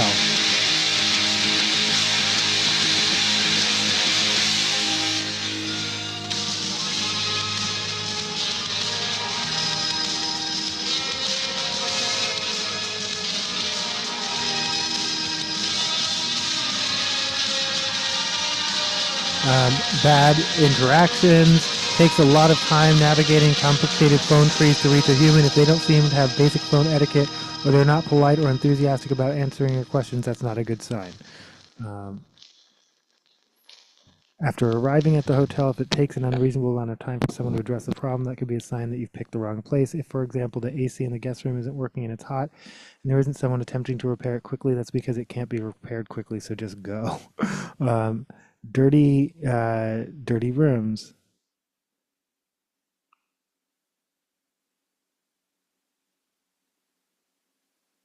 Yeah, malfunctioning temperature controls, noisy air conditioners, unresponsive lights.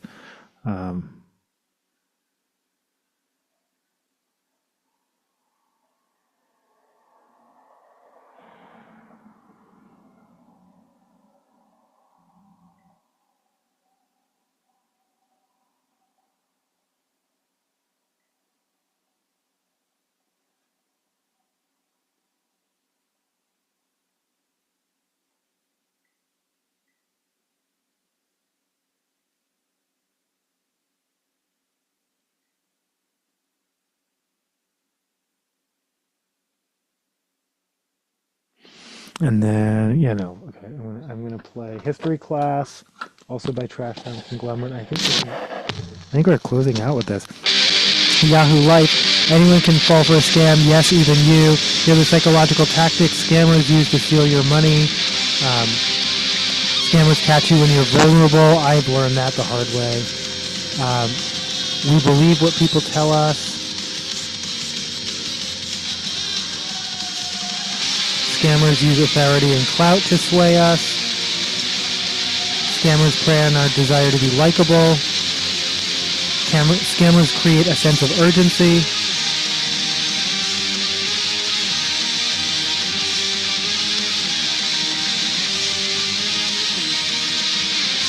Don't keep shady situations to yourself. Double check where messages are coming from. Be suspicious of great offers. Beef up your security.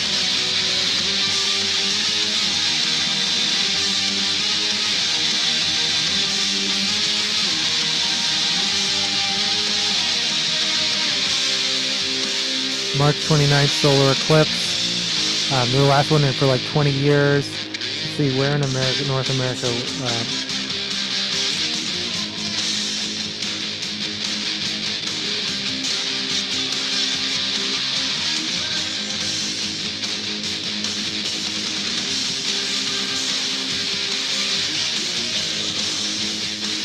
Near but not quite total solar eclipse. Parts of North America.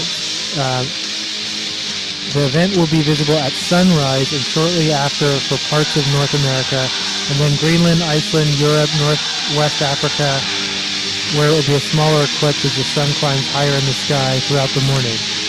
People in northwestern Russia can watch the eclipse late in the day, with partial eclipse sunset occurring over remote areas of Siberia.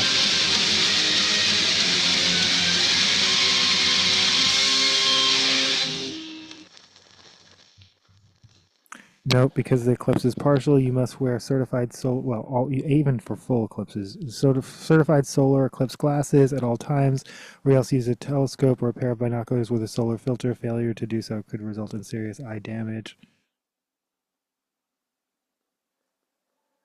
Where and when will the solar eclipse be visible? The partial solar eclipse will take place about 2 hours for about 2 hours across the planet between 4:50 a.m. and 8:43 a.m. Eastern Time.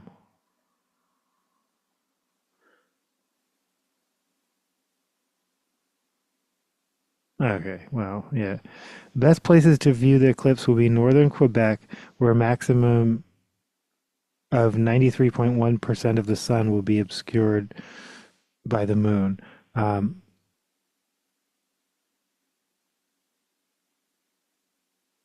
The closer any location is to Akulvik in northern Quebec, the deeper the eclipse will be there. However, the region also sees the eclipse at sunrise. Maine, New Brunswick. So it's some East Coast shit. Philadelphia, DC, all the way down to Virginia Beach. But that's it, just the Northeast. Okay. You want to say bye, Karma? Or she's like, I'm... What do you want?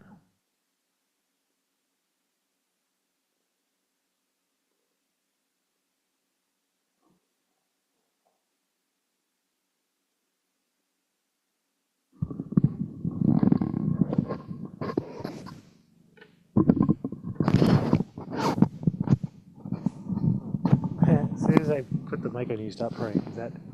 Oh, no, you did.